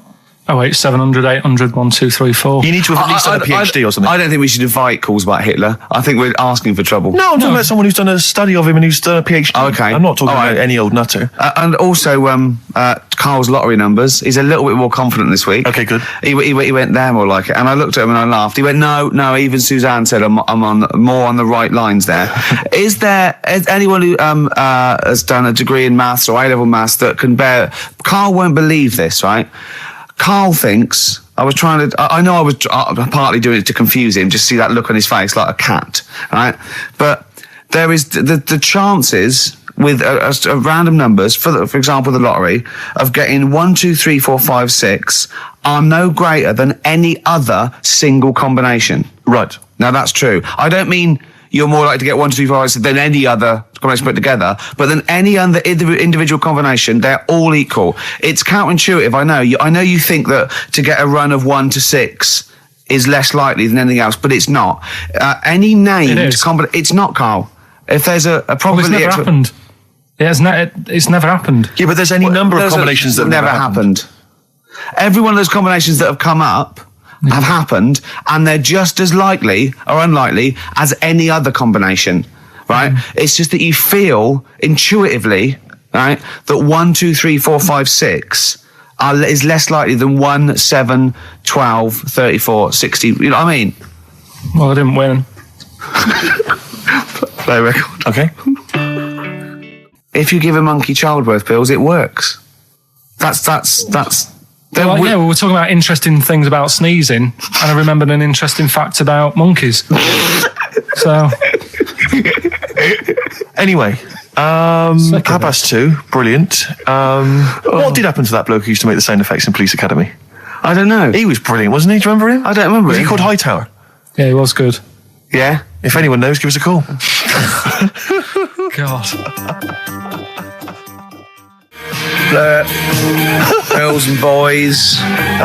You embarrassed yourself then, Gervais. What? Well, We've had a number of calls and emails pointing out that the Hindenburg disaster was not because the Zeppelin was filled with helium, hydrogen, but filled with hydrogen. Right, okay. Well, I thought about that when he told me in the week. But I assumed he must have got that off from the documentary. So it just went up. So that's probably why the voices didn't go. That was probably why it didn't feature in the documentary. Yeah. But it seems to me we should have thought of that. I mean, like, it's school fates and stuff where they're like filling little balloons with helium. Yeah. You know, there'd be all kinds of horror stories if they were just, just blowing up, left, right and centre. I don't think you can just blow helium up like that, can you? What? Isn't that the point? What I'm saying is it can't be as potentially lethal as hydrogen, helium. Well, like, hydrogen isn't as bad as helium? No, helium's not as bad as hydrogen. Well, I don't know what you're saying, because the Hindenburg was hydrogen. Yeah, and I'm saying, why did we think it was helium? That's crazy. You go to school fates and stuff with like little kids, and they're filling up little balloons with helium. They wouldn't have big canisters of helium, a charity event or a small kind of bring and buy sale if it was deadly. Yeah, but it's not as big. I mean, when you buy those balloons at a fair, it's not as big as that big. But presumably, balloon. it's still flammable, is it? But it wasn't the fact how dangerous the rare gas was, or it was the fact that it was made of this thing that caught fire and just went. There was nothing. A hole in it would have been as bad. It just burnt quickly and fell to the ground because the hydrogen or helium escaped. It wasn't. It was irrelevant that what the gas was, wasn't it? I thought there was supposed to be some kind of explosion. Well, I don't know what it was, but the point is because the outer thing was so thin, right? The gas inside escaped and it fell to the ground. So it just fell to the ground like when you've popped a balloon. Well, not. It didn't quite. sort of go. It didn't like flap all over the place and make a zany noise. The height. I just explained what I'm laughing at. Right? We just had a call from someone saying his company would sponsor Karl, right, to be raised by all these balloons if he could have a walk-on part in the office. And we immediately went, we're worried about that sort of thing. You can't really promise that artistic, And I was worried about the legality of it as well. How can you promise someone that for personal gain that's a private and all that sort of stuff, right? And I went, I don't know. And anyway, put the phone down to him and Karl went...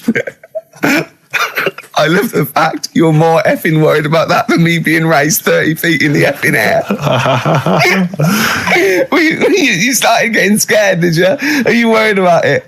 Well, you're quite excited about the idea of the challenge, aren't you? I like the idea, but I want like...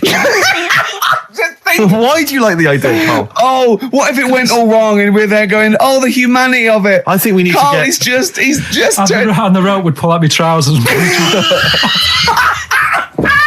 Oh, no, it's definitely got to be Dr. Fox if that's going to happen. God. We've got to do this. So hang on, but let's just think about because wait a minute, we say this, but we'd have to get all kinds of health and safety people involved. No, we wouldn't. Of course we can't just start raising you in the air. No, you're allowed to do it on private land, aren't you? Look what happened to the Hindenburg. No, but I was just saying there was lots of people died. Listen, look, all we do is we get someone, right? But what if he gets loose and he just floats off into the air? And he meets his magpie that he lost. He used to peck his grifter. Balloons. His balloons. So I'm so excited about this. Listen, we've got to do this. No, but please. Shut up a minute. Let's just stop and think about it. It's 60,000 balloons. No, it's not. It's 6,000. But 6,000 balloons. That's a lot of balloons. No, it's not. No, it's not. Silly. For sponsorship, people pay for. No, listen, it's worth it. There must be a company out there that'll pay for this, just so we can film it. Hang on, is there not an easier way of just getting one big balloon? Then the challenge is there's no challenge. Then. No, it's got to be. It's got to have people coming up and hooking balloons. It'd be like Buckaroo, and the person who puts the balloon that actually raises him 10 feet wins a prize or something.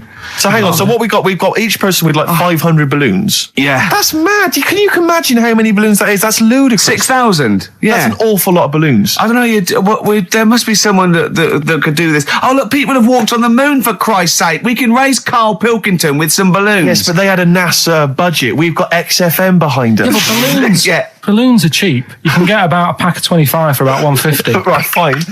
No, true. Yeah, the helium though, Karl. You can't just like attach yourself to a pack of balloons. No, but what you think we blow them all up with helium? Right. Off you go. But then we can do something with the balloons, can't we? Like release them afterwards. Oh, we'll release them back into the wild. Brilliant, as a sign of peace. Fly, my pretties, fly, Listen, be free. I am so excited. I've not been so excited about, and when I thought that Robin Ince was going to stay in my cupboard for £1,000. Look, we've got to do this. 6,000 balloons. I don't think it's going to happen. That's an awful lot of balloons, and I just I don't see how we can tether them all to Carl. He's a small man. No, but Because you have them at different lengths, don't you? Yeah, exactly. Carl knows. Can you think about the logistics of this? Oh, someone must know. There must be a company. There's a bloke willing to do it. I know he doesn't know the technology of it. He's willing to sort of stumble. And What if a company just has access to helium like that? No, we can do this. Come on, London. And someone's done Londoners. It was on the internet already, so someone obviously has done it. Yeah. So they didn't say, "Oh, we can't get hold of the balloons." No, they probably worked it out, didn't they? Carl, you're more excited about this than anything else, about your education, about your exam results. You're so excited. And we'll have a little rope. We're like flying a little kite, a little Carl. We're like, let's go, Carl. What will you wear? Like a one-piece jumpsuit? Yeah, it'd be lovely. With sponsorship all over it? Oh, it'd be great. You're like Jackie Stewart, and just as you go up, your little face. Oh my God, I'm not going to sleep until this is done. This is the most exciting thing ever. Only 10 feet. 10 feet, yeah. We need some kind of rope to sort of tether you to the ground. Yeah. We don't want you sort of flying off. This is going to be great. And he'd have a little crash helmet and everything, and little Dee Dee boppers on the crash helmet, like he's a little flying ant. Definitely. We give him a little, oh my God, can we give you an outfit, like little wings and everything? Can we paint your face with like children's paint? I'm not doing all that. Why? Oh, because that would be silly. Oh, please, Carl, do this. Do it. We'll do it for charity. We do it for charity, yeah? Right. Yeah? Oh, this is We'll do it for children in need. Please, just phone in if you can help us. Lift Carl up 30 feet. Let's say 30 I think feet. it has to be a decent... Yeah, it has to be a decent height. Is there a world record? Because we want to break that if we I want to break that. What is the world record for raising a man by balloons? Yeah. Okay, so listen, let's just finalise details here. We've got... I'm so excited. Email address, ricky.gervais@xfm.co.uk. Ricky.gervais@xfm.co.uk. What's the number? The number, Carl? 08700 800 1234. Give it again. Lift Carl. 08700 800 1234. Sponsored by Heat Magazine And or something. maybe even if you've just got an idea about how we might be able to organise it, how we might be able to get it done, if you've got contacts, anything, just get in touch, give us some information. Oh, that'd be great. I'm going to play a Beatles track for song for the lovers. Oh, man. It's off the Help album, and it's You've Got to Hide Your Love Away. Oh, just think of his little face as he goes up. Well, XFM, we're nearly the end of the show. I'm Ricky Gervais with me, Steve Merchant. We've enjoyed your company. Carl, we're going to try and get Carl in the air. Anyone that can help us, take him up with helium balloons. Our friend Johnny Mango called again, and apparently the record's 11,000 feet. Carl is getting a little bit nervous. Yeah, the world record is 11,631 feet raised by hot air balloons. Yeah. How tall's Canary Wharf? It's 11,631 feet. Exactly. I don't know, Carl. Is it how much higher? It's a long way. More. I'm not doing that. Because I'm like 6 foot something. Yeah, think of that. Just look at Steve.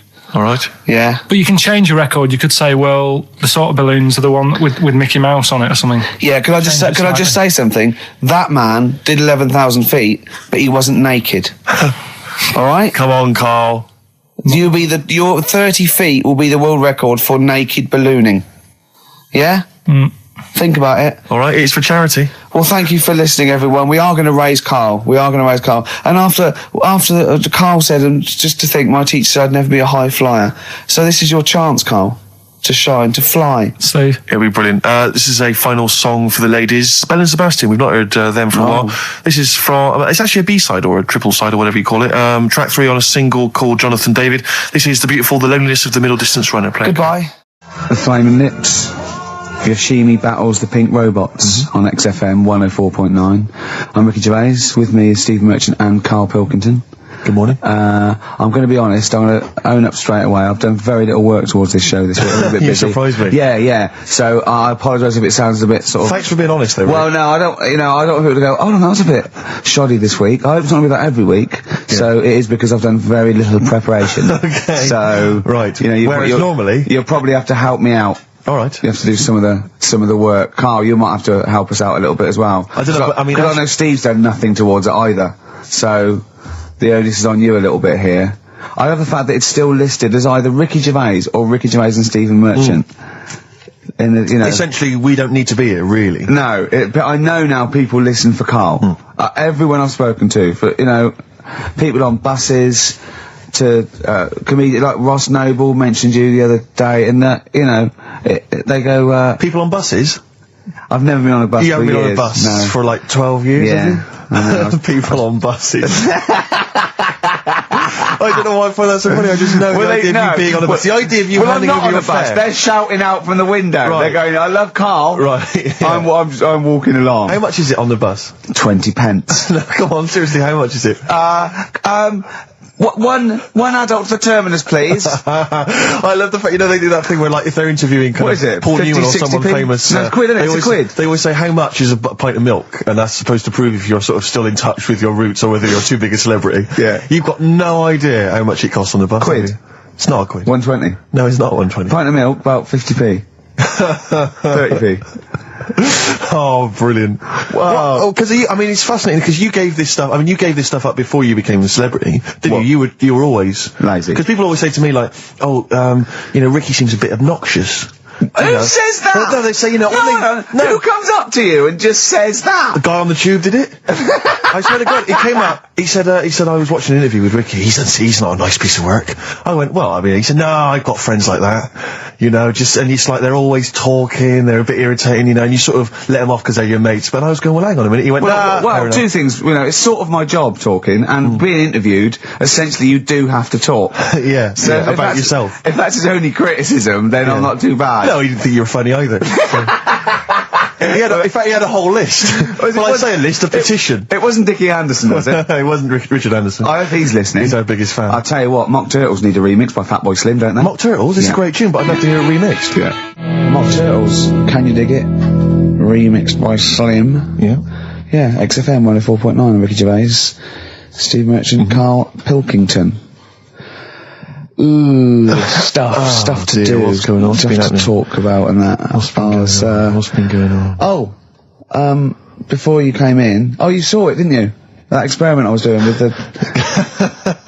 An experiment? Yeah. Well, all I know is as I walked in the building, I passed the little kitchen area, you were hitting Karl on the head with a tin tray. Didn't it make a good noise? It was a great noise, but I'm interested to explain more about the experiment. Well, I wanted to see how hard I could hit him and make it resonate, right, before I either caved his skull in, or, you know what I mean? So, you had to hold it quite loose, so it could, like, vibrate, but you had to grip it hard enough to give it a good whack. Right. And his head's brilliant for hitting stuff on. Is it? It is perfect. Karl, could we recreate that moment a bit later on the radio? You'll notice that you've been on for 15 minutes, haven't said a word. Just had a bit of an effect on me. Still a little bit shaken. Okay. Oh, dear. But yeah, do it again later. We were talking about your head a little bit earlier, weren't we? It's not going to mean that you're sort of a bit, you know, fuzzy thinking, is it? That'll be alright. Yeah. So... Can we recreate that later, maybe towards the end of the show? Just hit you on the head with various objects, see which make the best sound? He said talking about Time Out. I said something about in Time Out, and he went, yeah, do you read that? I went, yeah, I read it, get it every week, yeah. He went, there's no point though, is there? He said, because it's like a telephone directory. You know, if you want to look something up, you look it up, but you'd never sort of browse the telephone directory. And I went, that's an interesting point. He went, although I did. When I was in Scotland, I just looked up how many Macs there were, and there was 42 pages of them. How bored are you in your hotel room in Scotland to suddenly start working out how many people start with Mac? Were you sat in your room? There was nothing else that you could think of to do? I've been working. It's when we did the show from, you know, XFM did some stuff from Edinburgh. Yeah. You were sat in your hotel room? Sat in the room, waiting to sort of go out and get some food and that. Sat there. Why were you waiting to go out and get some food? Because we were all going to meet up. We're going to meet up with, you know, with Simon. So you thought, I'm not going to switch the TV on, I'm not going to read a magazine. The telly was on, nothing was on, I wasn't impressed with anything that was on, so I'm looking around the room. I had a couple of the free shortbreads. I love the fact he remembers. Yeah. He remembers a specific biscuit he had. Yeah. That's fantastic. I had a couple of them, and then, looked around, there was a Bible, and I thought, well, I know about that. Yeah. There's nothing in that I don't know. So, got the phone book up, and I immediately thought, there's a lot of Mac this and Mac that in Scotland, Macintosh. Mac Daddies. Macateer, there's loads of names. So I thought, I wonder how popular it is. I wonder just how popular it is. 42 pages of Macs. Did you count how many pages there were? Yeah. Did you just work out from the numbers on the bottom of the page, or did you literally count them? I counted. Right. And how many do you reckon are on a page? There's a lot in there. If someone could tell you approximately how many names they get on one page. How long did it take you, this whole procedure? What, the counting? Yeah. Not that long. No, It's just only counting 2 the pages. Yeah. It's not that much. They're all And what together, did you luckily. do once you digested that information? What did you do with that information? Did you tell people Stored it, when you haven't I? I mean, look, how long ago was the Edinburgh Festival? I stored it along with the biscuit. I love to get in his head. I imagine it's a big warehouse, and there's lots of partitions for weird stuff like kids born with tentacles and things like that. I imagine there's like quite an old caretaker, and you go in there. You say, "I'm looking for it." He goes, "Hang on, I know where that. I put that somewhere. Hang on. Is this the one when they shave the cat? No, it's not shaving the cat. This is the Max. The Max. Oh, you know, Scotland, the shortbread. Well, don't give me the shortbread because that's putting me off. But the what's the name though? Do you remember last week I was talking about the airy kid? And I think that's every week, Carl. That doesn't narrow it down. All right. Well, we were talking about that airy kid in the woods, and did a bit more research this week. Okay. Found a good story out about a monkey. Right. Which I'll tell Ricky a little bit about it. Tell me, come on, tell it now. No, tease I me reckon with we it. should keep this. It sounds exciting stuff. That's got 'em, right? So we'll be doing that. We've got the audience. We've got Rockbusters again this week. Yeah. We've got Do We Need 'Em? Yeah. What are you trying to get rid of this week? Cockroaches. Right. I can't think of a reason to keep them. Looking into that, let's sort the matter out. That's coming up. Excellent. We've got, I'm teaching you some more stuff. Oh, yeah? Yeah. He phoned me up today. Yesterday it was. You know, he's been researching, like, educating Ricky. He said, what do you want to know about? I don't know. He said, you interested in space? And I went, yeah. He phoned me 3 hours later. He went, no, nothing about space. I went, what? He said, I couldn't find anything interesting. I said, you couldn't find anything interesting about space? Yeah. It's big. It's pretty interesting, Carl. He went, It's big, but there's nothing there. That's it's like the Millennium Dome. So what I'm looking at, right? But no, wait. He said, is there anything else you want to know about? I went, alright, I went, anthropology. He went, what's that? I went, study a man. I sent a man. He went, like what? I went, like, our roots from caveman through and all that. He went, and I said, Australopithecus, Neanderthal. He went, well, you know all that then? I went, no. He went, right. He went, do you want to know how a lung works or something? How a lung works? And I said, well, tell me how a fridge works. He went, I said, it's just the gas, isn't it? I went, brilliant. I went, tell me how a microwave works. He went, I know. I said, fella walking past in a laboratory with a bar of chocolate in his pocket, went past some sort of ray thing, it melted it, and he went, hold on. That's it. That's explained to me how a microwave works. Right. So today we're doing sort of medical-ish type things under the banner of colon then, educate me. Oh, God. Do it again. Colon then, educate me. Brilliant. Brilliant. So that's like go on then. So colon. Brilliant. So that's a little heading. You're going to be learning 3 things sort of medical-ish before 3 o'clock. Yeah. Is that it? Yeah, do you want to Pretty much, yeah. a bit of suede? Come on then. How many O'Reillys are there, do you think, in Ireland? Little task for you. Suede, animal nitrate. That's just really got a Johnny Marr influence at the end, that guitar, isn't it? Brilliant. Still brilliant. XFM 104.9, Ricky Gervais, Steve Merchant, Karl Pilkington. Tell us about this monkey, Carl. You're going to love this one, Steve, Go right?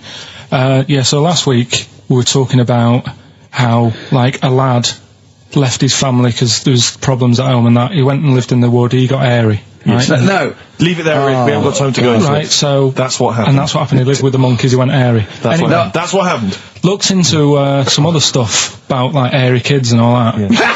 Yeah. Came across this story about a bloke, right, who worked in a zoo. Oh, dear. Right? So... Trouble's brewing. Loving his job and that, but... It's quite a lonely sort of job because you don't see many people, you're just dealing with animals all the time, right? So, anyway, he gets a bit pally with a monkey because it's the closest thing to a human. Well, that ape is. Right. Yeah, but you can't really go that close to apes. Well, dangerous. what do you mean? What type was it? Do you Just mean let him tell the story. Was it a chimpanzee? I reckon it was a chimp, yeah. Yeah, I don't even know. So that's an ape. It was a chimp. Yeah, but it doesn't matter, does it? So he It's the gets story. pally with him. Right, so he gets pally with What, him. do they go on holiday together? Well, no, I mean, it starts On the off pool together. starts off just checking each other out and, probably sharing lunch and that together. Yeah. Right? Anyway, this goes on for a while. They're getting on well and that. And then after a while, right, the monkey starts sort of imitating him a bit more and sort of walking upright. Oh, God. Yeah. Right? So he thinks, oh, that's a bit weird. Anyway, they get on really better and what have you. So he thinks, he could live at home with me, because we're getting on the storm, right? So he takes him home, and before is you this know the it... beginning of Beneath the Planet of the Apes? I think it is. I think you've seen this on video. I'm worried, because he's already imitating him and they're moving in together. I'm thinking it's maybe a bit like Single White Female. Single White Zookeeper. Oh, brilliant. Right, so anyway, so it's moving in, and it's getting used to sort of the normal human life. It's having a cup of tea in the morning. Yeah, PG tips. It finishes the day off with Finishes the day off with what? He doesn't have to move a piano at one point, does he? Finishes the day off with a little brandy? Yeah. He pours himself a... Is he wearing a smoking jacket? Yeah, I'll tell you what, Carl, you're a maniac, mate. No, this is why it attracted me. It's amazing, right? So he's having his brandy and that, loving his life. Next thing you know, he sort of, I don't know if he loses it or he gets shaved, but the top half of his body is hairless. Right? Apart from his head. Right, so he's got a nice... So it's the opposite of the kid. Well, yeah. This is what I'm saying. That would happen. Right. Well, hang on, but so you don't know if he was shaved or if it's... How did it say, then the hairless... What? I'll bring it in for you, the story, and then you can see if I've gone wrong. Keep going. Anyway, so this is going on, and he's having a great life. Then the zookeeper starts getting a bit annoyed because he's having a better life than the zookeeper. The zookeeper's in the zoo. This is such So the zookeeper's still got to do a day's work. The monkey's at home, he's partying. Well, it gets to a point when he says there's no point you coming in to the zoo, because the whole reason of you being there was because you're being kept there. Right. And he didn't want to bring the memories back, so he said, you stay at home. So you're talking such... Just let him finish. God, I don't know if I can sit here and listen to this drivel. I'm fascinated. It's nearly over anyway, right? It sounds extraordinary, Carl. So, he's walking up, right? He's having a tea in the morning, finishing the day off with brandy. Gets a bit out of hand, only tries it on with the zookeeper's wife.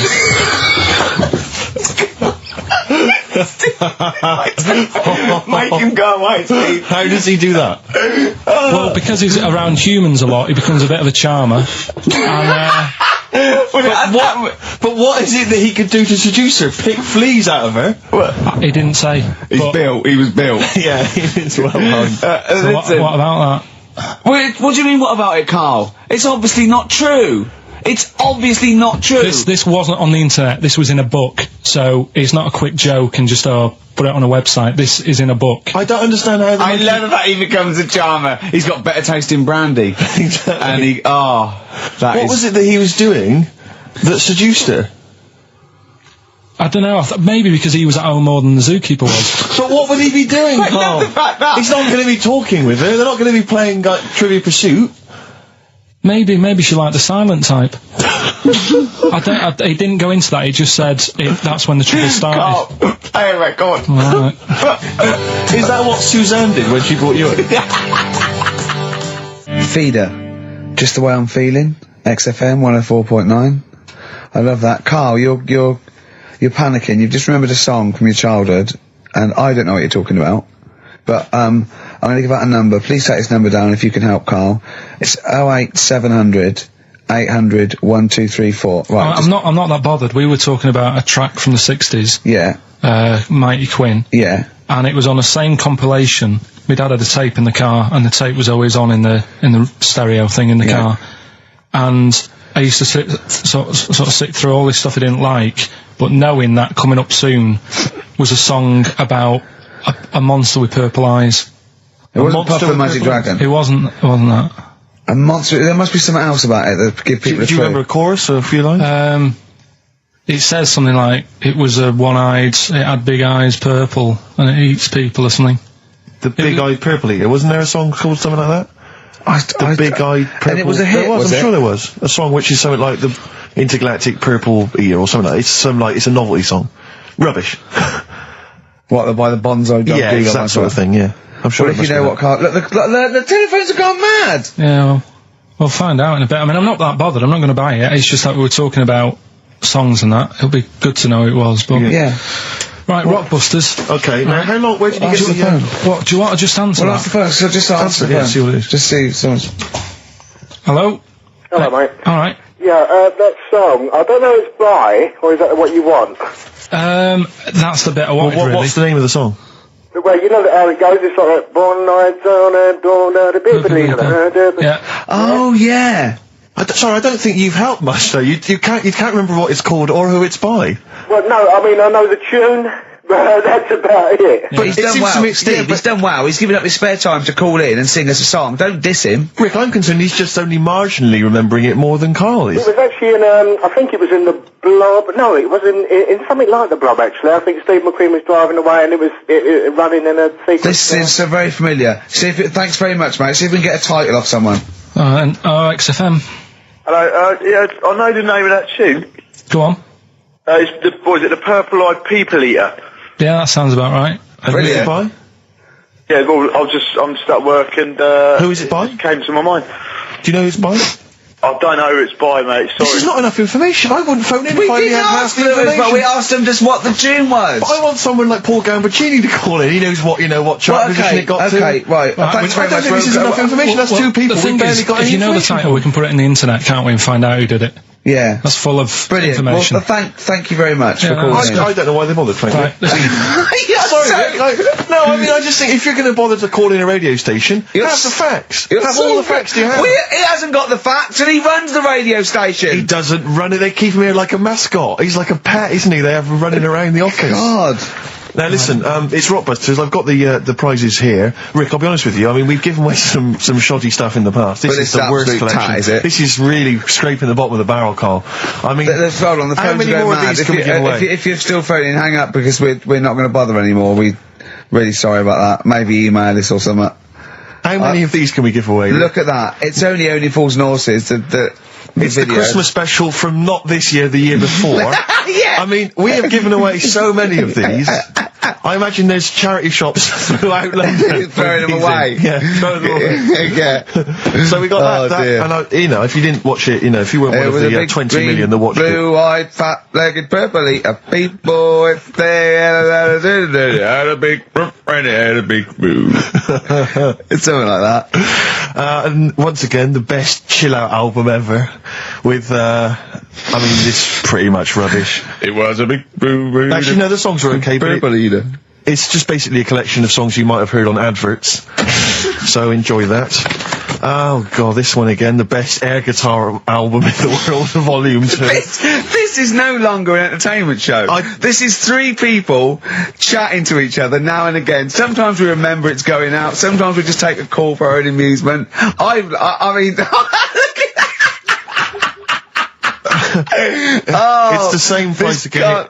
It's the David Attenborough compilation of DVDs, which I'd be very surprised if it actually makes it to you. I imagine someone here will have had that long before we post it. Oh dear. There's a t-shirt in here. XFM 104.9. You get sent a lot of just in case you're wondering what you're listening to. This is a Quicksilver t-shirt. What is that? What t-shirt is that? That's a t-shirt made by the Quicksilver people, so if you're a bit of a surfer dude, and by the look of the size of it, you're a midget. You can't say midget. You're welcome to it. And this is, I think, the piece de resistance, Rick. I mean, because you know the kind of fans we have. They're pretty cool cats, pretty groovy guys. Yeah. So I imagine they'll be loving on DVD Doctor Who, the Aztecs. That's one of William Hartnell, the first Doctor's classic episodes on DVD. God. There.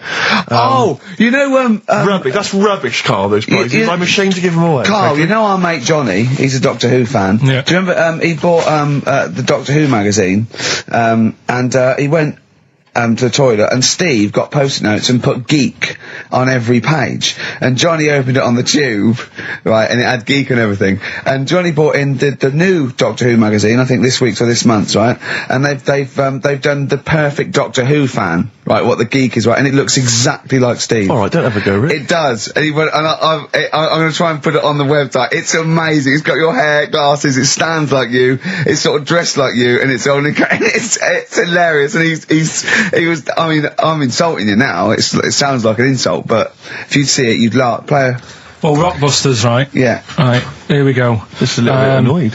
Just, 3 clues. We've lost all the energy in this show, haven't we? Well, I can't get over that insult. I'm just a little... No, we did though. It just came out, I can be honest with you, it came out left field. I wasn't expecting an insult. No, and, but I think there was a sense of camaraderie on this. Just email in ricky.gervais@xfm.co.uk. I'm just annoyed, I can't what are we doing? I'm just reading out the clues. Should we put this, let's put this one in for the Sony Award. Let's put this show in for the Sony Award. Play a song, Carl, because I need to discuss things with him.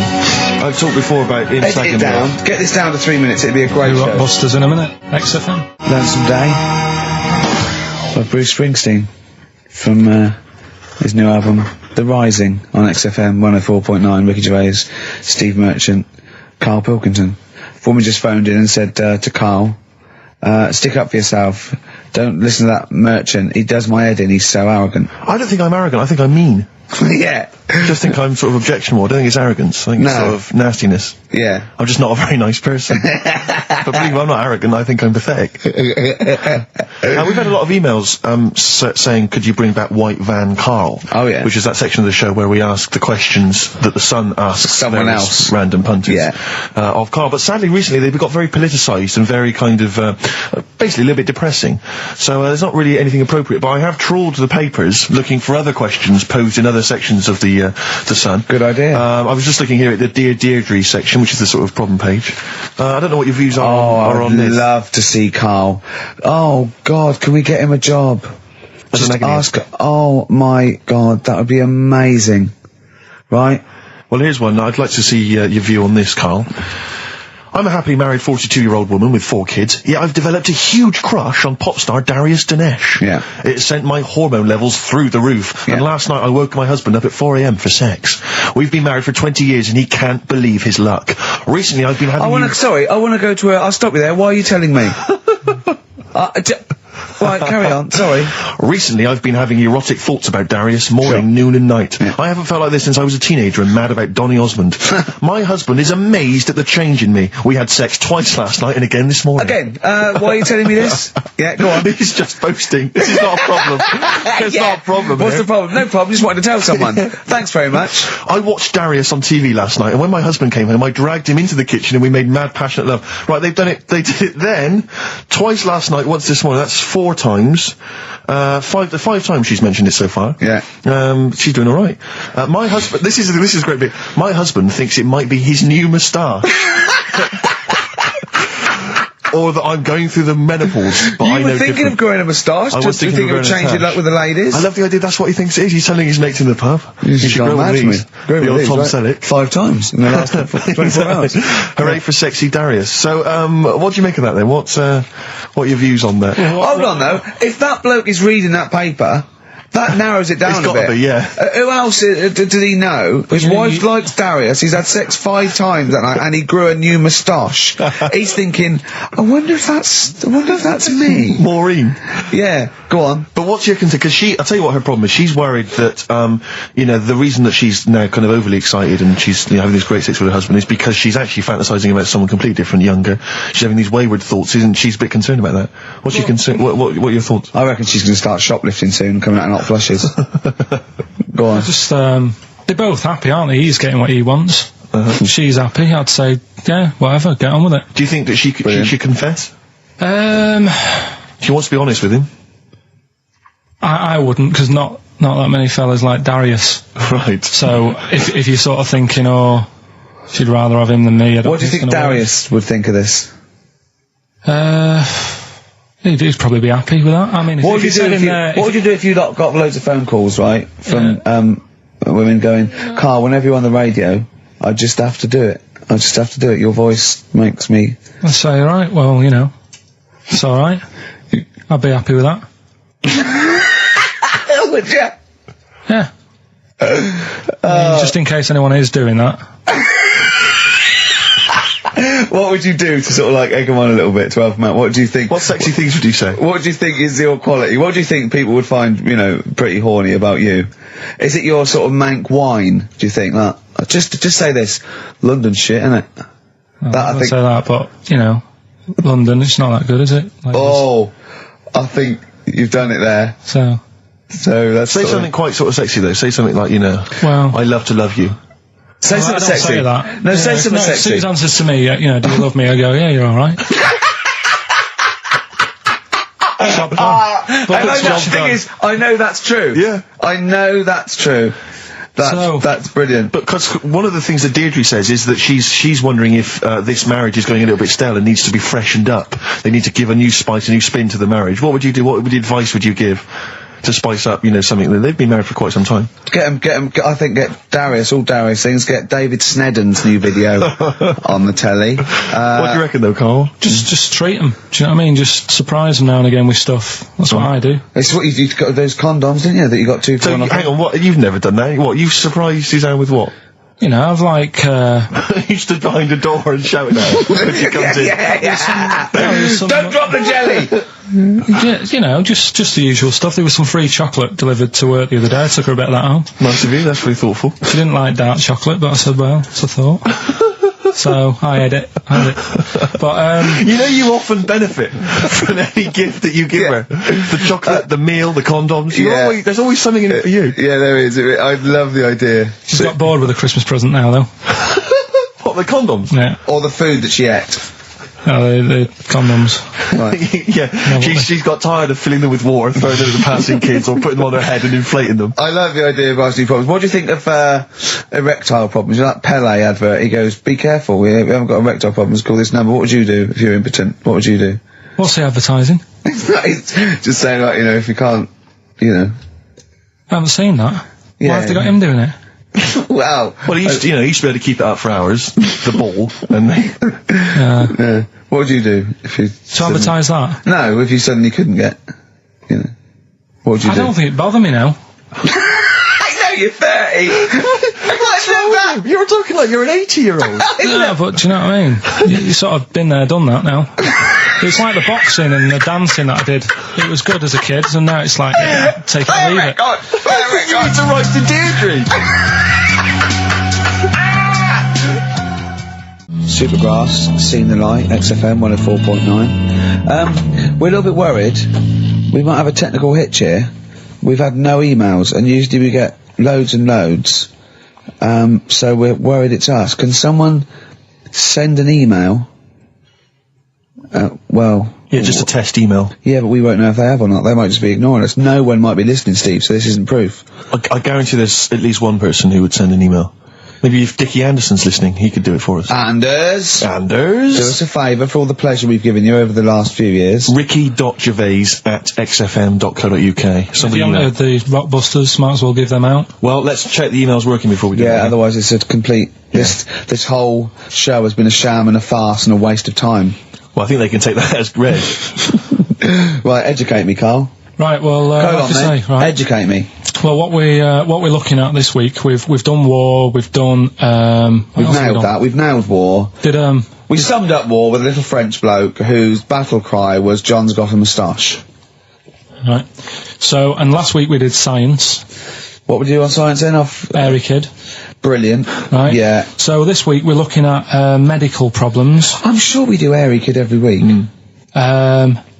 Medical problems then. I've got a couple of things under the banner of, then educate me. Yeah.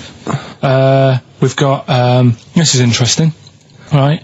Do you know if you have an operation on your brain, right, what they do is, this is why I'd never go to the doctors. I don't like doctors because this sort of stuff freaks me out.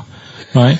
They can operate on your brain, and what they do is, they put you to sleep first, cut your brain case open. Your skull, yeah. The brain case. Yeah, yeah. And then wake you up and operate on you. So you sat there with your head open, messing with your brain, and you don't feel anything. Well, there's no nerve endings, is there, in the brain? But still, it's not right, is it? What, do you think they do it for fun? No, they go on, Reg, wake him up so he looks freaked out. Is it necessary that you're awake, do you think, or... Well, they need the brain active, don't they? Yeah, but it is when you're asleep, you're having mad dreams. I had a mad dream the other day. Go on. No, I might tell you about it later, but there's no sense to it. But, so your brain's still... So is this conversation? Yeah, I mean, it'll turn out, I'll go, no, Carl, I was there, that wasn't a dream. Yeah. No, but... So, I mean, if I had an operation... On your brain, heaven forbid. Well, operation anywhere, I'd like to sort of think, well, I'll have an injection, I'll go asleep, but when I wake up, it'll all be sorted. Yeah. The fact that... Your brain case is open. And they wake you up and you think, oh, is it all done? And they say, well, have a look in the mirror. And your brain... See, I don't think they do that. I don't think they try and frighten you when you're doing an operation. Yeah, I don't think that you go about your business and they sort of follow you around, dabbling. Yeah. No, but it's almost like they are having a bit of a laugh with you. Right, well, I'd just like to say now that they don't. Anyone who's going in for an operation on their head, do not ever listen to anything Carl says. Why have you got to be awake? Because you'll be bored anyway, you'll be sat there. Well, they give you a telephone directory, look, and they say, look how many Macs are in there. That's the Scottish telephone directory. And, you know, time flies when you're counting that sort of thing. No, but do you know, like, when you... What are you telling me? What are you I'm just asking saying me? how weird it is. It's weird, isn't it? It's like, do you know when you go for a haircut, right? It's a bit embarrassing. Well, I don't anymore, but when you go for a haircut, it used to be you go for a haircut? It used to be a bit embarrassing when, like, they'd wet your hair and they'd make you have that sort of Hitler cut because your hair's wet, and I used to hate it, and I think, do you have to do that? Do you know what I mean? You know what I mean? Similar. It's very similar to open skull surgery. What I'm saying is, it's almost like barbers like to do that to make you look daft and feel daft for a bit, and there's women coming in and out, and you're sat there with a daft haircut. Yeah. And this is what that reminds me of. Do you think they do it in a shop window, this brain operation? I'm just saying, it's a bit weird. Why are we doing it in John Lewis's?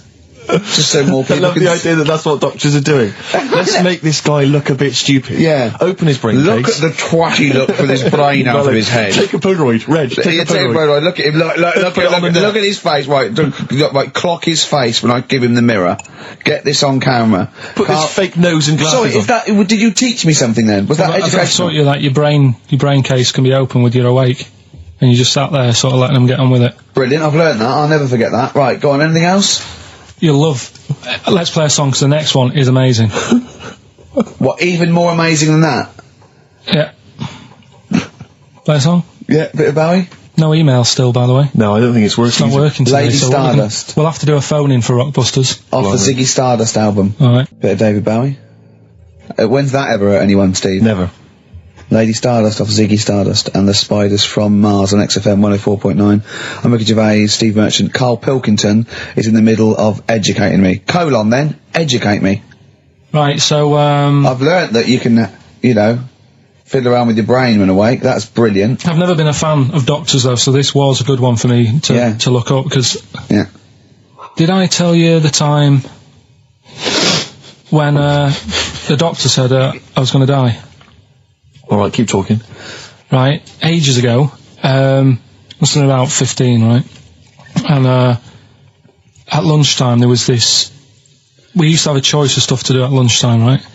We used to have, like a burger place that had an arcade machine in it, right? So we used to go there and play on that and have a burger. Or, there was this baker's, right, that my mum worked at, and, did great cakes and stuff, right? So, she used to, like, bring some home and that, but she couldn't always bring them home every night because, you know, they'd cost money, and she used to get them for free. And they used to say they'd rather chuck them away than give them to the staff because there's a chance that the cream might be off. Right. Right, so they used to chuck them round the back. So I used to go round the back with my mate and eat a load. Brilliant. Scavenging, eating out of bins. No, it wasn't out of bins, they were still in trays, but they just stacked them up near the bins, right? So this got out, I mean, it used to be chocker. Once the school found out, everybody used to go there, and it'd be like, well, have a cake. The headmaster fighting the kids off. Right, so I'd have, you know, you'd just eat, I don't know, 6 jam donuts or something, and then you'd spend your dinner money on the arcade machine. Brilliant. Right? So it was a good afternoon, really, right? So you'd do that, and this one day I must have had 6 or 7 jam donuts, a few Congress tarts. What's a Congress tart? I love them. It's I can't get them in London, right? So I'd have some of them. If anyone can get a Congress tart for Karl in London, please let him know.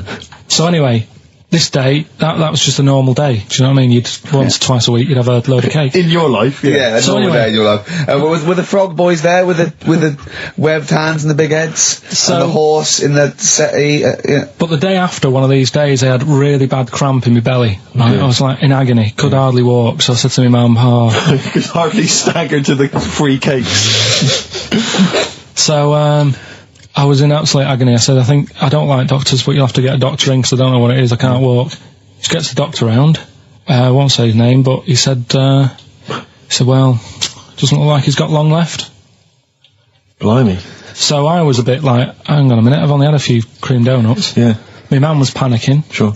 He went, my dad came in from work, she said, something's really bad with Karl, I think it's serious, you know, the doctor said he ain't got long left. So he said, what, he said that and just left? So she said, yeah. He said, I'll have to call him then. So he called him up, said, what's all this about? You know, Karl hasn't got long left, how long's he got? So he goes, I was only messing. He's just had some bad cream. Can you believe that? Well, the thing is, I like the fact your mum didn't ask any questions. I know. She didn't go into detail. Can you explain more, Doctor? No, I got to show off. But she doesn't. I don't want to diss you or your family, but I imagine if I was there, I'd have known the doctor was joking. That's all I'm saying. I mean, I sound very arrogant there, but I imagine he went, what's he done? Yeah, I had about 6 cream grains. Oh, right. Oh, wow. He hasn't got long to live then. I'll see you later. That's what I think the doctor did. Yeah. Just like the idea your mum just let him go. Yeah. Terrified, thinking, well, I'm not going to probe him. He's that's it then. Dad comes in. Hi, honey, I'm home. Anything happened? The doctor said Karl's going to die and then left. Did he? I'll call him. But anyway, that's why these sort of things fascinate me. So we'll move on to this next one, right, which is brilliant. Dead short story. So, right, old woman, about 70 years old. She's normally fit and healthy and stuff, nothing wrong with her, she's having a good life. And one day, she goes for a check to the doctors, just to check herself out, because she's getting on a bit. Says, take your clothes off and that. So she does, and checks her out, says, yeah, you're looking good, turn round. He said, oh, God. He says, you got a tumour on your buttock. Right? So she goes, oh, well, can you do anything to sort it out? So they go, yeah, we could book you in for an operation, it's best if we remove this. Books are in for an operation, operation day comes, strip her down and that, they're all stood round, the doctors, start to operate. It only turns out it's a pork chop that she sat on 5 years earlier, and it had stuck to her buttock. Right, Karl. I can forward you. Serious. Right, okay, Karl, I'm telling you now, I'm leaving. I'm never doing this show again. No, I'm serious. Honestly, you're talking. I've never had such. You are. Play a record. I can't believe it. What do you mean you can't believe it? Stop the record. Right, okay. Right, what do you mean you couldn't believe it? No, when I read it, I said I've got to tell Ricky that. This woman had a pork chop stuck to her arse for 5 years, you mental case. Of course she didn't. Doves, caught by the river. People are going to think you're thick, Karl. Well, they can think what they want, because if they do their own research, they'll probably find the story. Because it won't have happened that many Karl, times. think about it. I mean, how could an old woman have a pork chop stuck to her arse for 5 years? She said she couldn't remember even making one, so she was as surprised as the doctors were. But hold on though, she presumably must have sat on it naked. Yeah. Didn't that bring back any memories? I know it's weird, but Karl. But why would it stay there? Why wouldn't it fall off when she had a bath or a shower? Grease! What about a bath? But why didn't the doctor realise that when he first looked at it? Was he not paying attention when he said, I think it's a tumour? Karl, listen, think about it. A pork chop stuck to your arse for 5 years. You're naked, you sit on a pork chop, you go, nothing. Yeah, I know, there's nothing weird about that. I can't feel anything. Even if you had a dead leg, the time you that pork chop, what else you got dressed? Well, she might have not done that much. She's old, she probably just sat down and didn't move for a bit, and over time it's stuck, and then... What do you mean over time it's stuck? Do you think the longer something there, the more it stays there? Look, I know that's why the pork chop goes, well, we've been here a year, we're not going to move now. I don't think we're going to move now, but I'm quite, attached to this buttock. I think I'll stay here for another 4 years until some doctor works it out. I love the idea they got her into hospital, they gave her the bed baths, they got her ready for the operation, they laid her out. They were just right to take get the scissors or the knife, make the incision. Hang on a minute. This is a pork. Bring me a frying pan. This is a pork chop. Right. Well, okay. Well, if you're happy with it, then I'm happy with it. Fine. Right, that happened then. So did the shaved monkey who got off with a wife. Fine. Rockbusters. Then we've got a problem with the email this week. Yeah. It's the least of our problem, I think. They're not coming through, so I'll give out the clues again, and then you can call in on 08700. Only call if you know all three, you can rattle them off. Yeah. We'll do it during the next record, so the number is... 08700 800 1234. Right. 08700 800 1234. Right, okay, so you've got that. So call in if you know all three. Yeah, the three, just to recap. I've got 3 other jumpers like this one, the initials FT.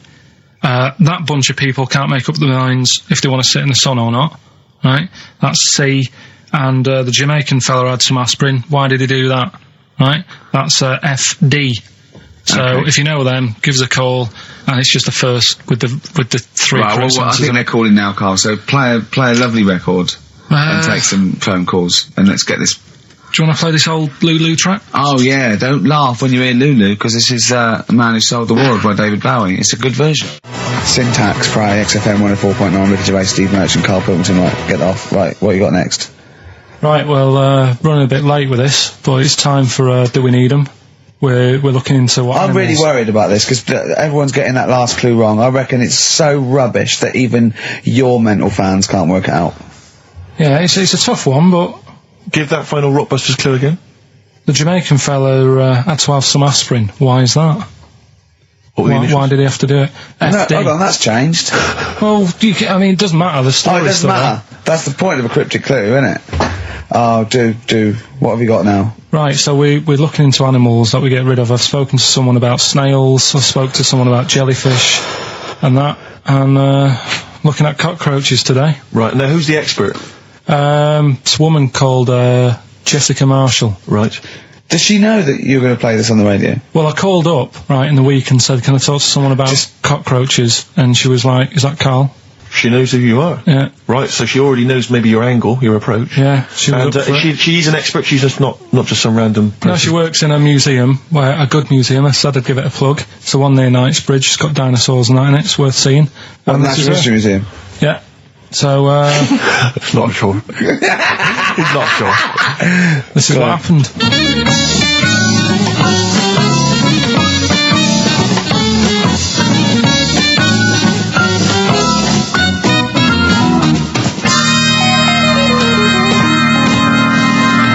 Now, what I'll do, I'll tell you as much as I know, and then you can fill me in if I'm right or wrong. And then at the end of it, we'll get to the bottom of whether we need them or not. Okay. All right. So first of all, the first thing that I found out is that they have 18 knees. That's not exactly possible. They're insects, so they have 6 legs. Yeah. And a knee is usually the junction between femur and tibia. That's sort of classic human knees and every other animal knee. So with 6 legs, you can only have 6 knees. Could somebody sort of got mistaken for seeing one that was a bit double jointed? I think you're grasping at straws or something. All right. Well, we might have to come back to that one then. Okay. They can hold the breath for 40 minutes. Well, they don't do that because they don't breathe in the same way as us. They breathe through little spiracles, holes down the side of the body. So, no, they're not a very apt simile because the method of breathing is so different. What do you mean? Because insects have a totally different system. They don't have lungs in the way that we do, and just breathing through one part of the body. They're actually breathing through every segment of the body all of the time. So even though they've got their mouth shut, they might be able to slide. Nothing to do with breathing. So only feeding. So you see, maybe that's where someone's gone wrong. Someone's got hold of one and sort of taped its mouth up or something and got bored after 40 minutes and said, well, we'll call it right. It's a unkind thing to do to an insect, even to a cockroach. Yeah, but it's all... You can't do that. Yeah, but... No. Pretty unkind thing to do to anything, even a cockroach. Something else I found out. Yeah. They can live for a week without an head. Well, that's true if they don't bleed to death in the process. But the weird thing is, when I told you that they had 18 knees, you seemed a bit sort of like, don't talk ridiculous. But then we're talking about an animal that can live without an head. So there's a little bit of truth in that one, yeah? Yes. Why, when it was invented, has it got that facility? Say if someone said to humans, we could do that with humans, and, you know, if you lose your head in some accident, it gives you a bit of time to sort of go back to your family and maybe write them a note. You won't be able to have a chat, but write them a note saying, it was my own fault, and it was nice knowing you. Well, that would be a useful facility, I agree, but cockroaches are great survivors. I mean, they've been around for over 300 million years. They're one of the most primitive insects. All right. Well, I've also, is it true that they do a lot of resting? Apparently they can sort of rest for 75% of the time. Rest? Yeah, they just sit about doing nothing. It's probably true of a vast proportion of the world's fauna.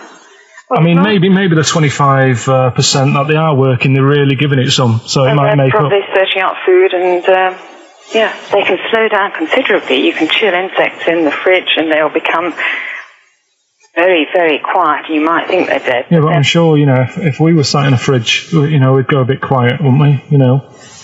Well, you might not know much about it, of course. Yeah, but... Not quite reading the right sources. Well, I've been using the internet. I'm sure there are many useful sources that you could find there, but some of those seem to have been a little misleading to you. So you don't agree with a lot of what I've told you there? No. So, cockroaches, can we get rid of them? No. So we're keeping them then?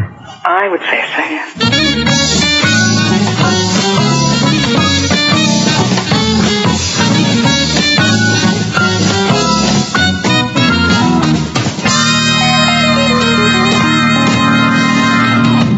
I think we should get her on more often because she sounds like she'd be a bit of an ally, really. Because she knew immediately that you were talking nonsense. She even said, I think you should be more concerned about your sources, which I've been trying to tell you for a year, right? The fact, I mean 18 knees, where did you get that from? It's on the internet. They can hold their breath for 40 minutes. I mean, I don't know what you read and take on. Mad world, don't it?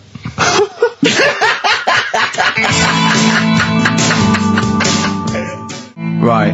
The Cure, obviously, have some. Right, Carl's been taking phone calls for these clues. Right, and so everyone's been saying the same thing for the last one. He's been going, no, and I'm worried, I'm always worried. FD, I just overheard him on the call there going, what have I been saying? Oh, no, it's FP. Dickhead. Right, give me the clues out. It's a roller. Right, tell people we're really sorry to anyone who would have got that right. Okay, right, do the clues quickly. Tell them it'll be a rollover, so we have to do 3 new ones. Do you not write these down, I don't write the answers down in case Ricky looks over the thing and sees the answer. Why would I cheat? I'd rather you do something right with your life. Right, well, the clues were I've got 3 other jumpers like this one. Yeah. That was FT. Yeah. You got that. 4 tops. Yeah, that's all right.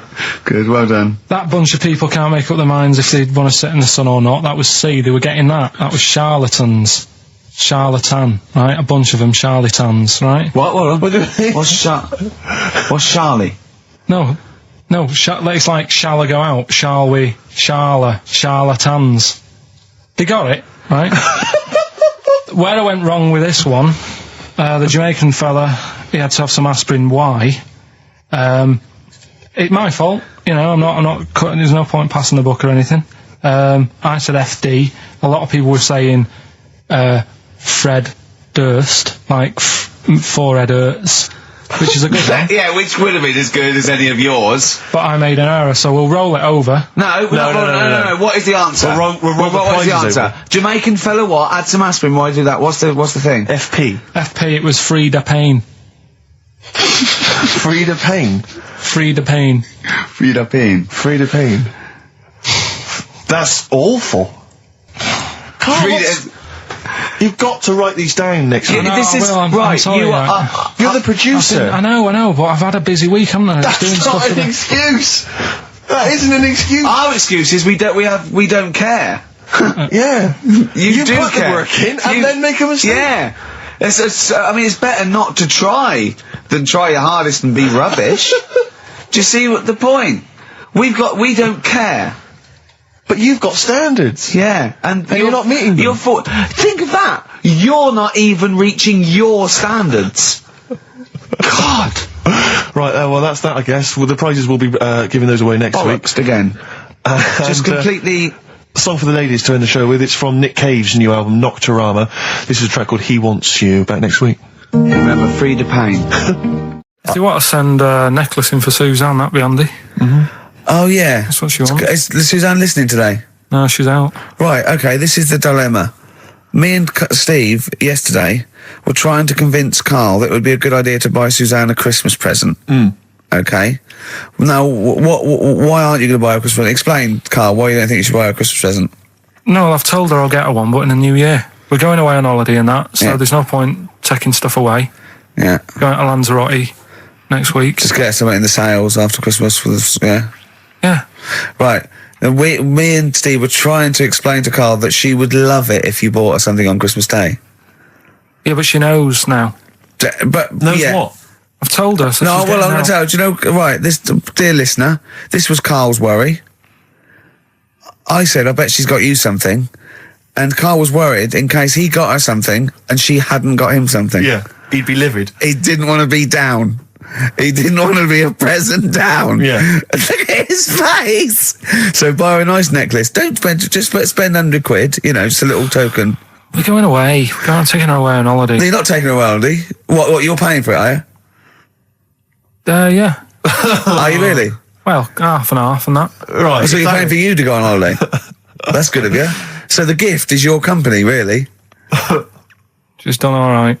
She's done all right. Why do you talk like you're 60 years old? And you've been working down the mines. I know that she's done all right. Do you go home to her and say, Suzanne, you're bloody lucky? I mean, you've fallen on your feet. Look who you've got. What? I'm not sure she has done all right. I don't want to be critical, but. Oh dear. So what are you going to get in the sales? What are you going to get her? Yeah, it depends. I'm thinking. I mean, I'll give her the choice. You can have Kingsley and old Bob Marley. Right, I'll let her decide there. Oh dear. I can't wait to see you. Where are you going, Lanzarote? Yeah. Where's that? Don't know. Suzanne sorted it out. I said, Lanzarote. I said, is that Africa or is it Spain or Portugal? Just thought you don't know. What do you mean don't know? I goes, well, what's the currency? Went, don't know. I said, Suzanne booked this one, did she? Yeah. I thought, where is it? Is Lanzarote African or foreign? Somewhere foreign. I was looking last night, and doesn't look that good. There was like one of the highlights of the things it says you've got to do is go and have. Apparently they've got restaurants in caves, and that's like one of the things they say you must do. So, if that's a highlight, do you know what I mean? Right. So I'll do that. Go and see what that's like. Yeah. When you're on the beach, Carl, do you wear the very, very tight Speedos? No. Do you walk around with them? Sort of longish shorts, t-shirt on, probably with a sort of a light shirt on top of that. Right, sure. So quite wrapped up then. Covered up. Do you wear a hat? Because obviously the bald head, there's risk of sunburn. No, I just put a bit of lotion on it. Lotion on there. Yeah. Just have a bit of a wander down the beach, have a look. Yeah. See if there's any old blokes with their tackle out and a backpack. Well, to look forward to. So yeah. Well, there you go. Yeah. Well, we're looking forward to finding out how you get on. Yeah. And interested to know what she gives you on Christmas Day. More scintillating chat after this next song. All right, bit of placebo. Yeah, love it. Special needs. Placebo, special needs on XFM 104.9. Email in where Lanzarote is. I don't know if it's Italy or Spain or Europe or maybe Africa. You know, these are the sort of things, these are the reasons I come into it, to at least learn something, innit, Carl? We've stopped educating Ricky, so I've stopped learning, you know. Apparently Lanzarote is one of the Canary Islands. Oh, is it? Although we've also been told it's part of Spain. Right, I don't know who to believe.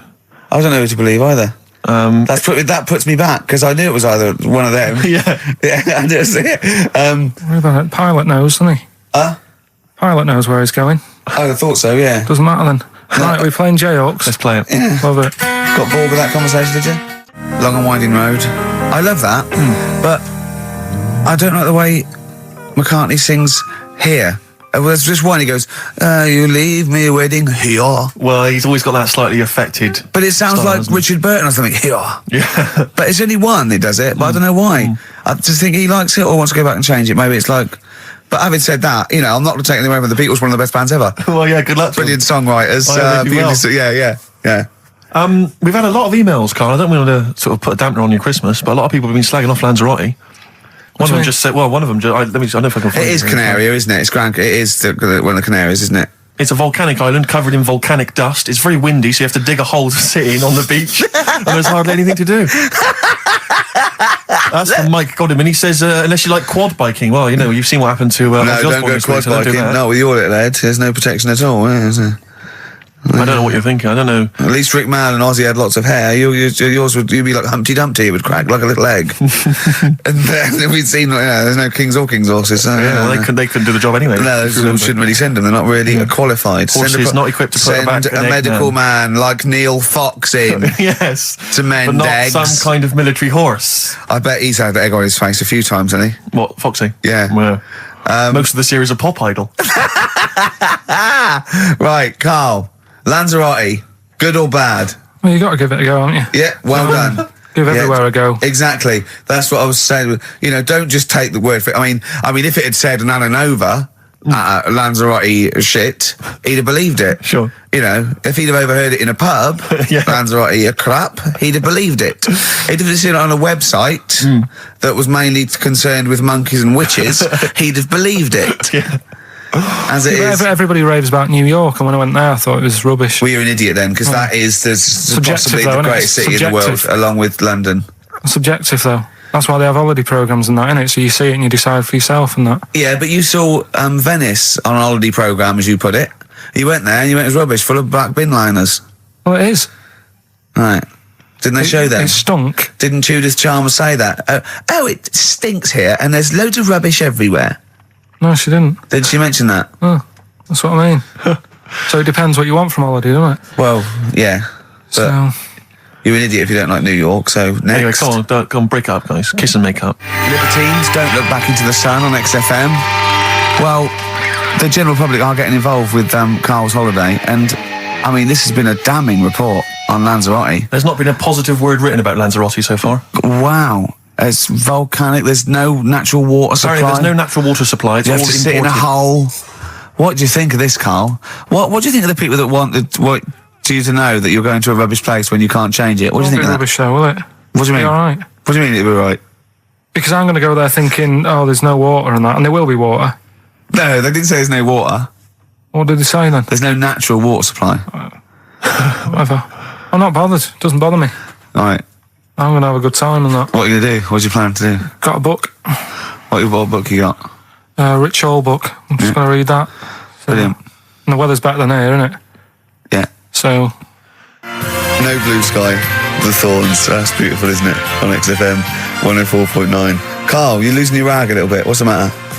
Nothing, go on. See? What's the matter? No, what's the matter with I've Carl? got something to cheer him up. Someone's emailed in, Emma's emailed in, she said that for those that know, those in the know, they referred to Lanzarote as Lanzagrotte. Brilliant. He's a bit fed up. He's got 2 CDs for Christmas from a company that's been with for 6 years. He's a little bit grumpy about having to answer the phones. He wouldn't go and make Steve another cup of tea immediately. Selfish. Yeah. Carl, what are you thinking? Nothing. Go on, what were you doing? Come on, Carl, you're getting paid for this. Project. Out. We'll take one of those CDs away. All right. What were we talking about? Letter to Hermione. David Bowie. Well, we've had the most convincing answer that it's about 290,000 actual words, but possibly 3 million in our vocabulary, using all jargon and scientific stuff and all that. Sure. 290,000. Still a lot, isn't it? It is a lot. We know so little, don't we? Apparently the average person has about 20,000 words in their vocabulary and uses maybe 2,000 a week. Really? Yeah. Carl, obviously, slightly bringing that average down. Carl, what do you think of that? Single figures. Doesn't matter, get by. Why have you got to use longer words messing about and that? I told you. That word about old, anti-dipuian or something. Just say old. That's a bit old, isn't it? That's a bit anti-dipuian and that. What's the point? Yeah. Get to the point. Sure. Busy.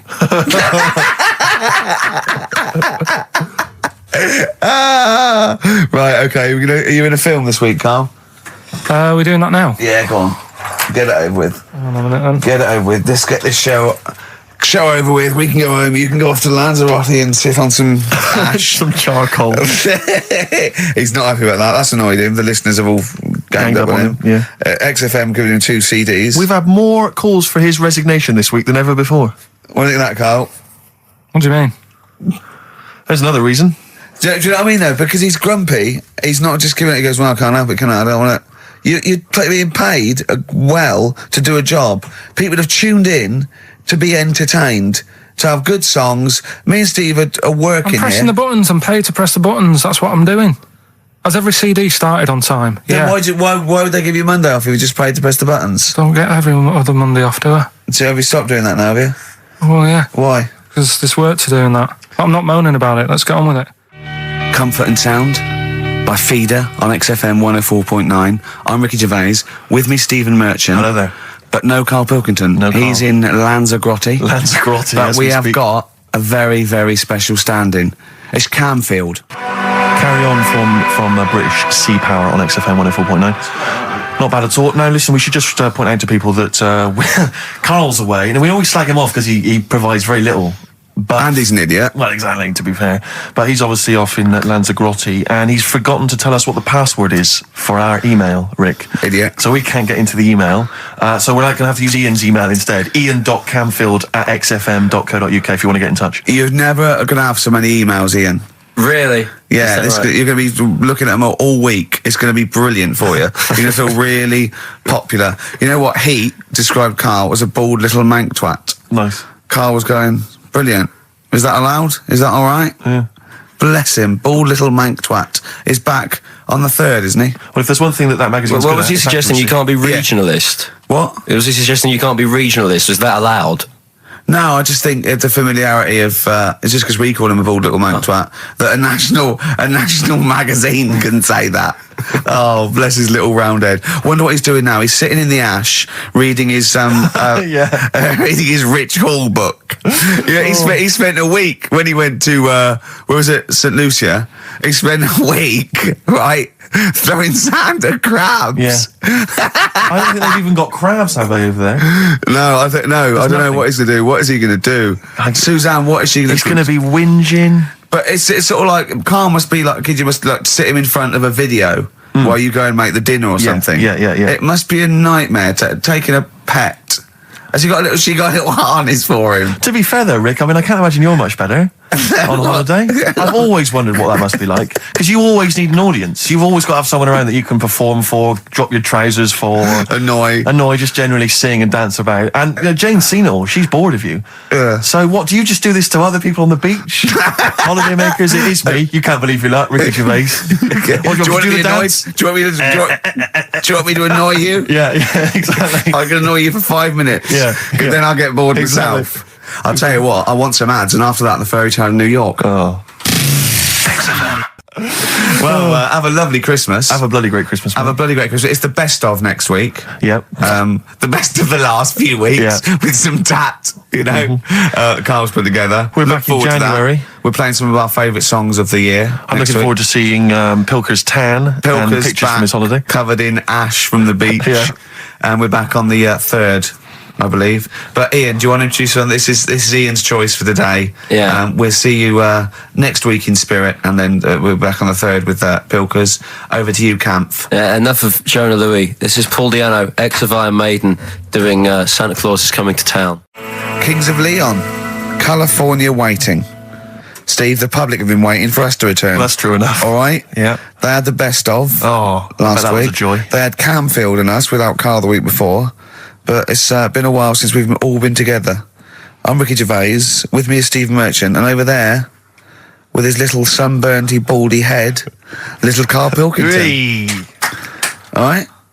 Yeah. That wasn't Steve slapping me head then, by the way. No, that was just him clapping. Like Steve Wright in the afternoon. It's a great show. Because he's so... It is a good show. Yeah. He's so pleased that we're a posse.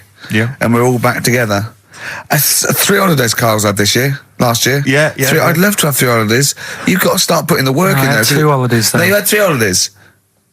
You went away with Suzanne and her parents. Yeah, well, that doesn't count. It does count. If you book 2 weeks off the firm and you go away and you go, how was your holiday go? Well, I didn't really count. It wasn't a really good holiday. Can I have them days back, please? My New Year's resolution is to be nicer to you. But well talk done, sense. you've already broken that. No, but talk sense. Talk sense. You've had 3 holidays this year. And I'm just saying, you're in your 30s now, and 30s is when you should be really putting the work in. That's true enough. To reap the benefits in your 40s, 50s, 60s, 70s, 80s, 90s, and 100. Karl, what's your New Year resolution? What about think before you speak? it's worth. I mean, see, I'm allowed to laugh. I'm allowed to laugh at things other people say, Carl. That one, that is a good suggestion. How was your holiday, Carl? It was all right. Right, brilliant. But that I don't see on the ratio of good to bad in Carl's mind. That might be amazing because we never might be amazing, mightn't it? Of anything. I'll tell you what. Can we have a cracking little tune and then come back and hear about Carl's holiday? I'd love to do that. Let's keep it tight. Love to Tear Us Apart by Joy Division. Now I can't put my finger on it, but that doesn't sound like the original, and it's off a compilation. It sounded a bit fast. I think the vocal was slightly different. If anyone can, put me out of misery, I think it might be in a session of the time or something. Carl, is it a New Year resolution for you? Another one. Maybe when we ask you to get a song, get the original single version. I could be wrong, not some but obscure session. Yeah, it does seem different, doesn't it? Very odd. Yeah. Yeah. Maybe we just remember it wrongly. But anyway, that's XFM for you. 104.9, I'm Ricky Gervais with me, Steve Merchant. Karl Pilkington. Carl, you went to Lanzarote. Yeah. People said don't go to Lanzarote. They told you it was Lanzarote. They told you, were they right or wrong? They were right, yeah. Really? Yeah, it's a bit ropey, yeah. Is it? Why? Just, out there. If it wasn't for the volcano they had, it'd been knackered. That's their big draw, is it? That's it, basically. That's all they've got going for them. When you landed, was it really hot? Were you quite excited? You were thinking this is okay? It was warm. It's we can't complain about the weather. The weather was all right. Sure. You know what I mean? That's what I went for. But it'd be nice if there just was something else. Yeah. What did you do all day then? Did you read your ritual book? No, I didn't read that. I read that book. Do you know the book that I bought and all the chapters were messed up? Oh yeah. I bought a better version of that. All right. And I read that. Excellent. And then... Did it make more sense in order? Yeah, a lot easier to follow. Yeah. And then we went and had a look at the volcanoes and that. They've got 36 of them to look at. How many did you look at before you realised that you've pretty much... You've seen one volcano, you've seen them all? Probably about 6 or 7. Really? Yeah. And then when you got to the 8th, you thought, now I know what this is going to be, Suzanne. This is going to be like a mountain with a hole in the top. Yeah. Really? But it happened years ago as well. It's like, just keep a couple, fill the rest in, tidy it up. Fill the rest in? Yeah, no, well, getting some builders. No, seriously though. Okay, 4 million tons of concrete, please. They're an absolute death trap. Yeah, what do you mean fill them in? Do you know what a volcano is? It's just a hole, isn't it? That's happened. Well, it's more than the hole. It's more a portal to the magma in the centre of the earth. Back in 1730 it happened, and they still haven't sorted it out. Well, when you say it happened, volcanoes were made a lot longer ago than 1730. No, but the one that did Lanzarote in. Right. Sort it out. What would you suggest? Well, how can they fill it in? It's joined. It's all joined. No, but what I'm saying is... the big plates of the earth are all joined. All the magma's joined. With the Trade Centre thing, that happened. They cleaned it up, sorted it out, they've moved on. That's what I'm saying. Whereas Lanzarote have just gone, leave it. It happened back in 1730. You misunderstand me. How, in the name of God, can you fill in a volcano? You ignorant twit. No, but it's not just the holes. They've actually left the lava everywhere. That's what I mean. It's not just the big holes. There's lava everywhere. But it's molten rock. They can't just pick it up like they're like a carpet. Put it in the holes. The holes are there ready. Just push it all in. That's what I'm saying. What exactly is there then? Is it just a kind of moon-like kind of surround with just kind of dust and rock? That's exactly what you see. I was there when the Mars thing all went wrong. Yeah. I would have just sent a camera crew there, filmed a bit of that, right, and say, here we are, this is it. Yeah. Ignore the little coffee shop in the background. Yeah. Right? This is Mars, because that's what it's like. Just loads of dust. Yeah. Holes everywhere. Tidy it up. Little round-headed aliens complaining. Yeah. Whinging. Just like Mars. Yeah. So is there what's the best bit about the holiday? Come on, pretend you're Judith Chalmers. I have been doing. I would have done all. I would have said that. Don't bother. Well, I mean, the hotel was good. Yeah. That was all right. What was that like? It's all right. Just, clean. That's all you want, isn't it? See, that's not quite what Judith Chalmers does. She doesn't go, what's the hotel like? All right, yeah, clean, isn't it? All right. What was it like? What was it? 3-star, 4-star? Did it have a swimming pool? What was the room like? Yeah, had a swimming pool and that. Yeah. Yeah, it's good. I think it was one of the better ones on the island. Okay. Nightlife? Wasn't really. And there was a bar. There was some bands playing. Yeah. Not very good. Food got a bit boring. Yeah.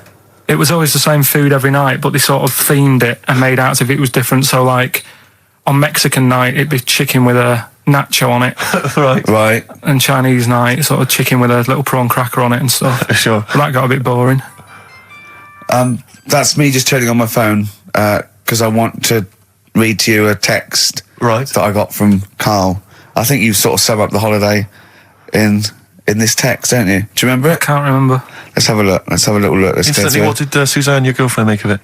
Similar view to you? That they should fill in the holes? Yeah, it's just that thing, you see, I went on a coach trip, right?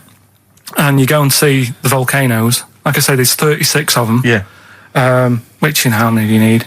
And when we're on the coach going round all these volcanoes, the fella on the front's going and look out your left window at the moment, and there's a volcano. And if you quickly look out at the right-hand side there, there's another one. Right. And on the left, he's just like, all right, we've seen it. Sure. Do you know what I mean? Yeah. And that trip, we'll talk about that trip in a bit. Right, this is the text I got from Karl, right? All right. Been up to a volcano. Been in some dead artist's house who built his house in the lava.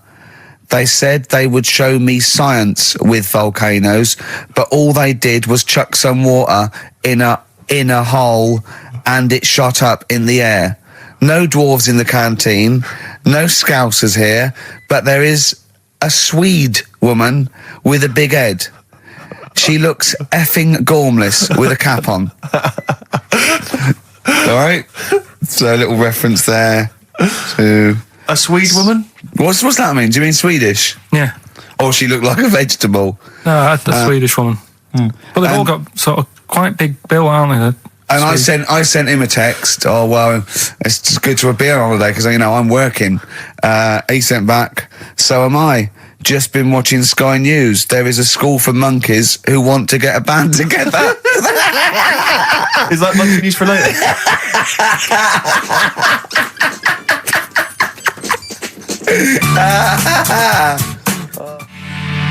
Oh My Corazon by Tim Burgess. I can't get enough of that. I love that chorus. On XFM 104.9. Ricky Gervais, Steve Merchant and little Karl Pilkington. But it was a nice holiday. Yeah, it's all right. It's just, I went there to relax and that. Exactly. Did a little bit of that. Trying to think of some new, features and stuff. Sure, always working. 3 holidays a year, Jesus. Oh, well, not really 3. Oh, 2. It's all one big sort of like work thing to me and Steve. 2 holidays, isn't it? Work hard, you need the holidays.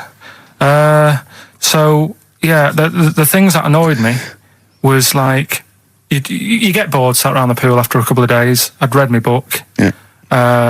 There wasn't much going on the... Not even any crabs to throw sand at, was there? No crabs or anything. They wouldn't bother with Lanzarote, right?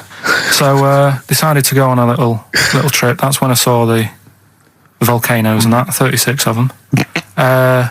So, we go on the trip, and the thing that annoys me, it does happen every holiday that you go on. If you go on a sort of a package thing, they have these trips, right? And you pay about 40-odd quid, and they give you some wine, so it make it feel like you're getting your money's worth. But how many of these trips have you been on then? Loads. Probably about 12. More holidays than I've had. Go on. So anyway, so you're on the coach, right? And they take you for the volcanoes. They took us in the middle of nowhere. Yeah. Right. There's nothing else round there. Sure. It's like I say, it's like Mars, but with holes in the ground. Yeah. Right. And they sort of drop you off, and they go, right, everybody, see you back here in an hour. There's loads of volcanoes for you to look at, and a coffee shop over there. And for a fact, right, you don't need an hour there. You could just say, well, just keep the engine running because I'll have a look in this hole, we'll get back on, give us 5 minutes. Don't need an hour. Absolutely. But that they've got something going. It's a backhander, definitely. What, with the coffee shop? Definitely, yeah. They go there. And they get everyone to have an ice cream and a coffee, and they sit down, have a fag, talking to the bloke. Yeah, and it's like, cousin. Yeah. How much was the coffee? Was it probably about 3 It's euros, so I think it was £3.50. Sure. Yeah. Which is, I don't know what, that's about £2.50. Yeah, they've stitched you up. There's a museum in Italy when we went there a couple of years back. Suzanne had like one of those little guide things. Museum there just for spaghetti. Yeah. I mean, open a restaurant. Yeah. Was it interesting spaghetti? Spaghetti in different shapes? Don't know, didn't go. I went to see a big hole in the ground. Sure. Can't get enough of them. Well, but out of 10 then, what would you give it out of 10? All in all, food, location, relaxation, enjoyment. Yeah, that's 6. Okay, brilliant. 6, yeah. Next week, where are you going next week? You're not on holiday next week? Going away with Suzanne's mum and dad again. 5 holidays. Play a record. You've got to put some work in. You're in your 30s now. You've got to knuckle down. It's that thing though, innit, of looking at her mum. There's a lot of truth in that, isn't there? That you shouldn't really meet up with your girlfriend's sort of parents and that. Sure. Because you just sort of get a little taster of what's to come and what have you. And what's to come with yours? It's a good job I didn't meet her early on. No. You're going to be in such trouble! No, they don't listen. It's alright. Really? Well, Suzanne does, doesn't she? She'll probably be out. Really? But she knows. She's got some sense. Yeah, when you get back. Yeah. You went on holiday with them, didn't you? Yeah, we've been on since then, haven't we? I don't think so. Yeah, I went on holiday last week, been away, but that was just me and Suzanne. Talk about that later. Yeah, okay. That's coming up. We noticed today how much he's simian, isn't he? It's very strange, actually. We maybe should try and get a picture on the website because Karl's arms are particularly chimp-like. It's they really are, because he's got that he's got long downy hair. It's and not the like long extended knuckles. Yeah, and his totally round face. That sort of the chin goes back and the dome of his cranium. I think, quite seriously, I know we sort of share about 98.5% of our genetic material with bonobos and chimpanzees, but I think he's got a little bit more. Yeah. I honestly think he's a little bit of a throwback. Just his line, they just kept to this sort of really the ugliest one in the cave and the tree, and he really didn't come out of it. I'm not saying you are, I don't think you are. Yeah, you're chimp-like. No, it does annoy me. My hair annoys me on my body and that. Because I've got like hair on my little toes and that. Have you? And on the legs. Would you see your little toes? Can you pick things up with them? No, it's tried. Okay. Well, that's the finale of this week's show.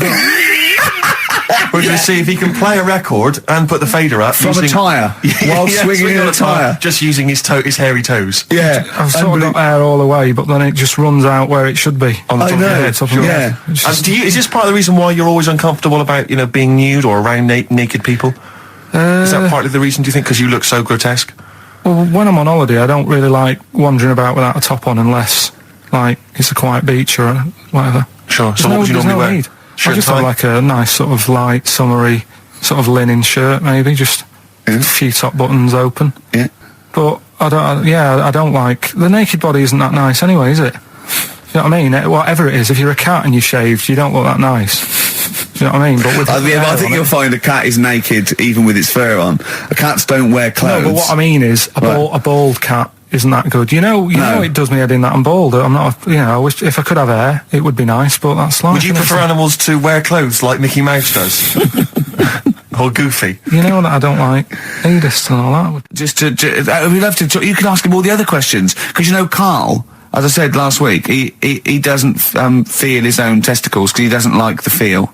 Yeah. So, I'd like a doctor to explain to him how necessary that is. And this is truthful as well. I've got very slight pain around the genital area at the moment, and I think it might be some kind of groin strain, but I'm a little bit anxious, not entirely sure yeah, what it is. You've been with me twice when I've gone along to get them checked. Yeah. And I go, oh, what's that? Yeah. It's terrible. I mean, but, it's usually... I think you're in a pretty low risk, aren't you? I'd hope so. You're coming out of the 20s. I think testicular sort of... I shouldn't be doing this, I'm not qualified. They told all they said was to me sort of like his 20s and 50s. We're in. Mine sort of felt like they dropped a bit the other week when I was on holiday. I don't know if that's like when you're relaxing or I was wearing shorts a lot. How far? If it's 2 foot, it's too far. I was having problems walking. What do you mean? Why? No, it was just a bit I had shorts on all day. I'm happy and walking about on the beach and what have you. And then at the night when I put some long trousers on, I was sort of walking like rickets. They probably like stretch a little bit. Sometimes, I told you when I was about 18, I was scared. I went to the doctor. I felt a pain, right? And because I was doing biology, I thought I'd show off this doctor. I said, I've got a pain. I think it feels like it starts in the epididymis and goes up through the urethra either.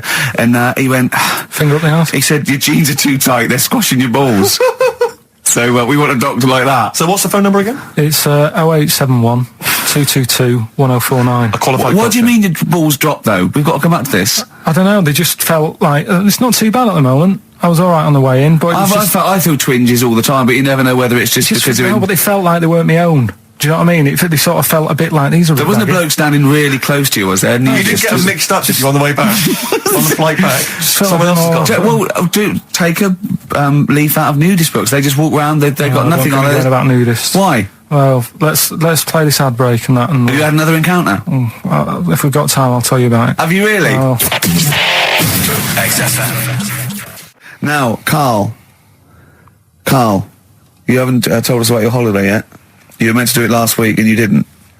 You started telling us, but we didn't have time because we had to do monkey news about a monkey who was a director who cared about lighting and stuff. Is there more monkey news this week? Is it as... okay. Is it real monkey news? Did it happen, or is it mostly embellishment in your round little head? It's proper stuff. Yeah. Okay. Good. So holiday. Where did you go on holiday? Sardinia. Good. Yeah, it's all right. Yeah. Nice food and that. It's important, isn't it? Yeah. And nice beaches and what have you. Excellent. Always like a nice long beach to walk down. Yeah. But so we're having a nice walk, right? You know how nudists do me head in. Sure. Right. Not a problem though, is it? It's not like being scared of spiders where they might jump out under the kitchen sink at you. You know what I mean? It's not a big problem having your head done in by nudists. Yeah, but it just annoys me. It sort of ruins the day a little bit because it makes me feel uncomfortable. Right. Take your clothes off if you feel uncomfortable. It's much more relaxing. Yeah, but well, anyway, right. So I'm walking along the beach, right? Lovely long beach, what have you? You know, watching the sea, picking up shells and that. And what are you wearing? What's your natural beach club? When he says picking up shells, I imagine he's on all fours going, yeah, like that. You know what I mean? Looking at things, just like washing his nuts in the sea to get them tasty. Yeah, going into the sea and then kind of shaking himself, and all the water flows off. Yeah. I've just got flip flops on, pair of shorts, and like a little light shirt. Sure. Mm. So anyway, walking along, and Suzanne goes, "Oh look," right? And there's this woman, German, I think, coming out of the... How can you tell she was German? Underarm hair? I'll get to it. Forget the underarm hair. She came out, it looked like she was smuggling seaweed. I'm gonna burst! I'm going to burst! Oh, God! And the funny thing is, right, she... Smuggling seaweed! Oh, God! She was a bit hairy down there, was she? Mental. I felt bad because I hadn't had a shave for 2 days, right? Looked at her, it was ridiculous. She might as well have kept her trunks on. It was just like she was wearing furry trunks, right? So anyway, so I'm walking along. Yeah, go on then. So Suzanne's like, "Oh, look," and I'm like, "Oh, not again," you know, because every time we go away, there always seems to be one of these. Is she by herself, this woman? Well, the weird thing was, she was with her husband, right? Yeah. But he had shorts on. He was happy, right? But every time, because I walked past her, and he sort of ran off, because he's embarrassed. Do you know what I mean? There's nothing normal about it. What can he do? He can't go, "All right, mate," because he knows it's odd, right? How old was he? Sorry, how old was she? It's hard to tell when someone hasn't got clothes on. Sure. You know what I mean? They always look older, don't they, when they haven't got clothes on anyway. But I'd say she was about 40, 41. Okay. Right. So I walked past, and the annoying thing is, she got there on a bike, right? No clothes on, little pair of boots next to the bike. So if you can wear boots, just pop some shorts on. You know what I mean? That takes more effort for me, putting boots on. So put the shorts on, right? So anyway, so the husband kept running off. I walked past, and I'm getting annoyed because I'm saying, well, we've got to walk past them again on the way back. I like the fact that they're scuttling away when Carl walks past. Like when you lift up a bit of sort of iron sheeting in the woods and loads of mice run away. Yeah. It's like whenever Carl goes, that nudists run away. Yeah. Oh, right, okay.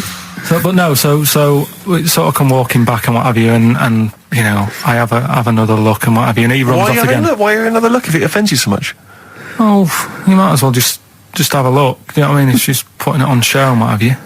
But the interesting thing was, I just wondered whether the husband. Because if the husband were nude, you'd looked at his tackle. Because remember when you went to see those two strippers and it was a woman and a man and they whipped their shorts off, you said you looked at his tackle first. I think any bloke would. Well, you would. You just check it out. It's natural, isn't it? You just go, oh, right. So it is normal or whatever. Because you don't know if you know what I mean? You don't know if what you've got's right until you see someone else's. No, do you know what I mean? Yeah. But anyway, so, but he got us talking because I was, then, as soon as I saw her, sort of, day's been ruined a bit, so I'm walking up the beach. It's been ruined! Walking up the beach with Suzanne going, how does it happen? Do you know what I mean? Why do people do this? What fun are they getting out of it and what have you? And, I just was thinking, is there any chance that fella, right, didn't even know that she was a nudist until they went away? Do you know what I mean? Because I said to Suzanne, if I met Suzanne, it's like we're getting on, yeah, everything's fine. Yeah. And then you go off on holiday and you go, you haven't got much luggage. And she's like, no, it's fine, this is plenty. And I'm thinking, that's weird. And then we go down the beach and she whips her knickers off. I'd be annoyed, but there's nothing I could do. Do you know what I mean? Sure. So I'm just wondering whether that's what happened to this fella. Every time someone came walking up, he was like, oh, God, this is embarrassing. And he kept nipping off. Yeah. Finding something else to do. Look at some shells. So I'm wondering, Rick, if at some point, maybe today or in future shows, we should get a nudist, one of those official nudist spokespeople, because all these nudist organisations, get them on the phone, justify themselves to Karl, because, in his mind, they are, what would you say, weirdos, freaks? I don't quite get it. I was reading something in one of the supplements last weekend, and some journalist went round to some, whatever you call it, some resort or whatever for nudes and that. And it's Were they playing volleyball? Well, the annoying thing was, bowls. Why is that annoying? Well, don't play a sport where you got to bend over. Talking of campaigns and things and that, did you see Sir Bob on Jonathan Ross last night? Sir Bob Geldof. Sir Bob Geldof. Yeah. Are you going to walk to Edinburgh or sail to France, Karl? What do you think of all this? The G8? I think it's good that, he's doing some stuff for the world and what have you, but probably won't bother. No. Having a walk. What do you make of all this campaigning? He's dedicated his life to this now, hasn't he? Yeah. I mean, it's interesting. I was watching him last night, and I respect the man. I mean, he used to work here, didn't he? Did some shows and that. Mm-hmm. It's good. It's all right that he can do it, but... I assume that's not why you respect him. I assume you respect him because he's trying to save a nation, as opposed to used to work in XFM for a while. Yeah, I know, but I'm just saying it's good that he's given up a lot of his time to, try and save the world and that, but... there's a bit of me that's kind of like, is he wasting his time a bit? Right, well, what do you mean wasting his time? Well, he tried it before and... No, wait. What he's trying to say is that the G8 are I think the 7 most rich, wealthy nations in the world, and Russia, and they get together and they can wipe out the third world debt. I.e. they owe us billions and billions of pounds, they can't afford to pay it back. So he's going to say, let's wipe the slate clean and pledge, I think, a lot more aid and stuff to them, isn't it? Mm-hmm. So what do you think of that? But won't they just do it again? Right, what's you thinking? No, I knew I had a little diamond in the rough here. I mean, obviously, I admit I brought this up because I really wanted to know what Karl thought of it. Sure. Yeah, I had ulterior motives. It wasn't just for awareness, for the very worthy cause. It was because I know. Look at him looking at me. Look at him. He looks at me like a cat. Honestly, it's like there's nothing behind those eyes. Right, what do you mean? They're just going to run up the debt again, you think? Well, what I mean is, right, when I was a kid, right, and I wanted to go to the arcade, I'd borrow £1 off my mum, right, and she'd say, don't come back asking for more and what have you. But I'd have a go on a pinball machine or whatever, game on a fruity, and then go back, and she'd go, can I have some more money? And she goes, I gave you £1 before. And I go, I know, but I'm on holiday. And she goes, there you go then. And then I go off and do the same thing. I didn't go... No, I wasted the last one. I'm going to pop this in the bank. Right. So you think that's what's going to happen with... That's a nice metaphor. So what do you think happening there? As the Africans are blowing it down the arcade? Instead of putting it towards a fishing rod, they're blowing it down the arcade. I'm trying to win a watch. Look, I've got 100 goals. I think this thing is dodgy. Yeah. I'm trying to win a fluffy toy. Bob's saying you're never going to get the Snoopy. You're never going to get the Snoopy. It's always going to fall out of the little claw It's before it rigged. gets to The the claw top. is not strong enough. Yeah. Do not waste it. No, Midge. Midge, you have to write a song. Write another song, mate. They've blown it down the arcade. Brilliant. Pushing the Senses by Feeder on XFM. Ricky Gervais, Steve Merchant, Karl Pilkington. Right. All right. How you doing, Karl? Yeah, all right, yeah. Another holiday? Well, it wasn't holiday. Well, it was. You had 5 days off work. Why isn't it holiday? You had 5 days not working for a living. You know how many days holiday gets a year now? 29. Oh, that's more than teachers, isn't it? It makes me sick. It makes me sick. Well, I know the kind of hours you work, Rick.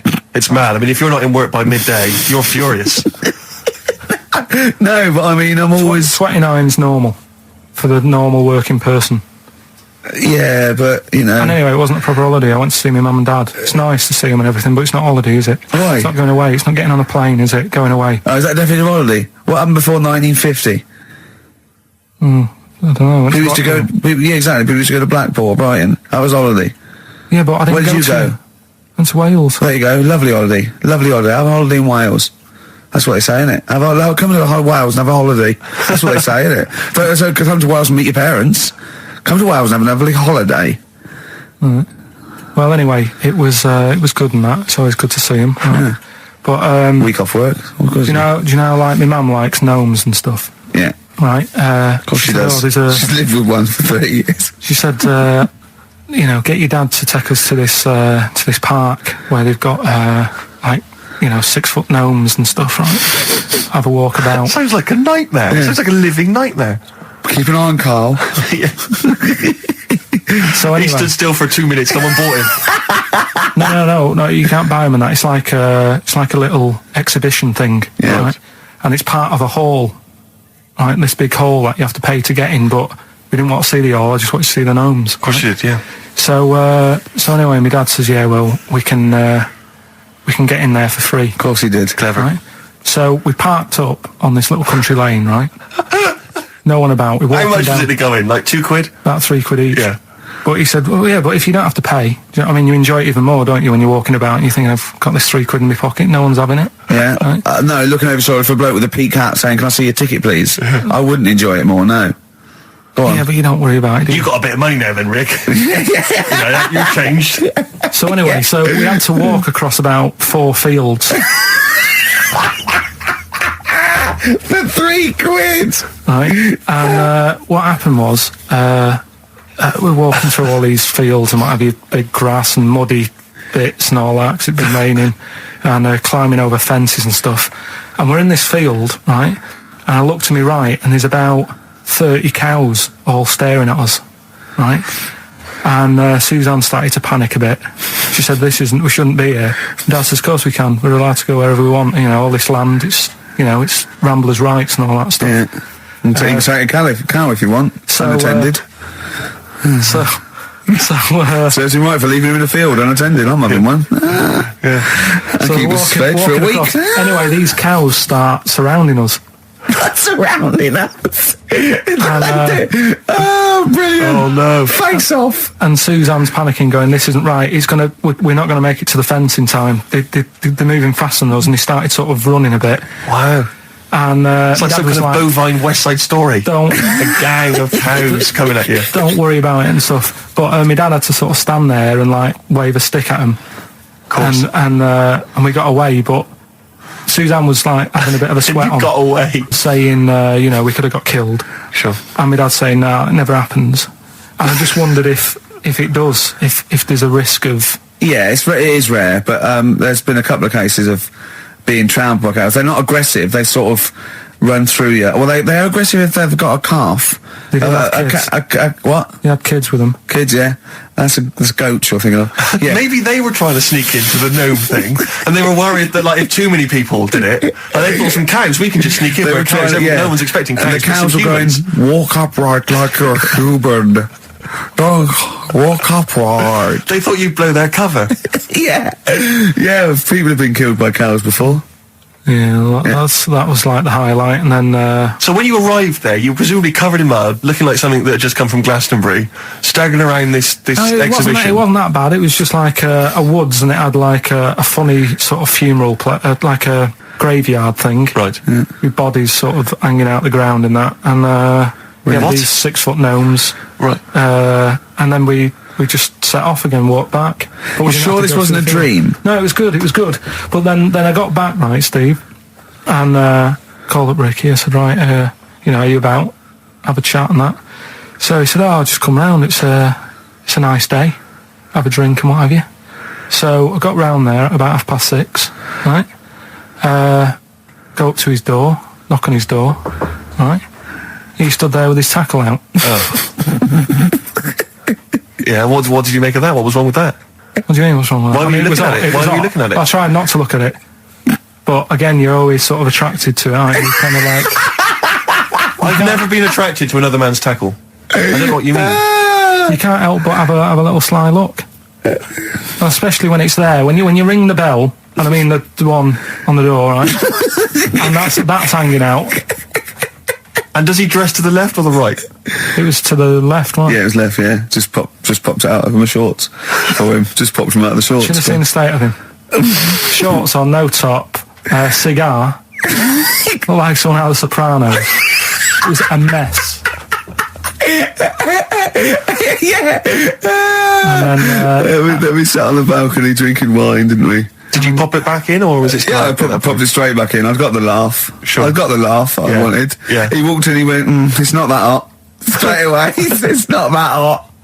Oh, brilliant. Then, was that knob news, or is there more? No, it's got more knob news. That's just a taster. Just a taster. Listen, let's play some average. Let's play some great music, and maybe we should have some early knob news. Early knob news coming up. XFM.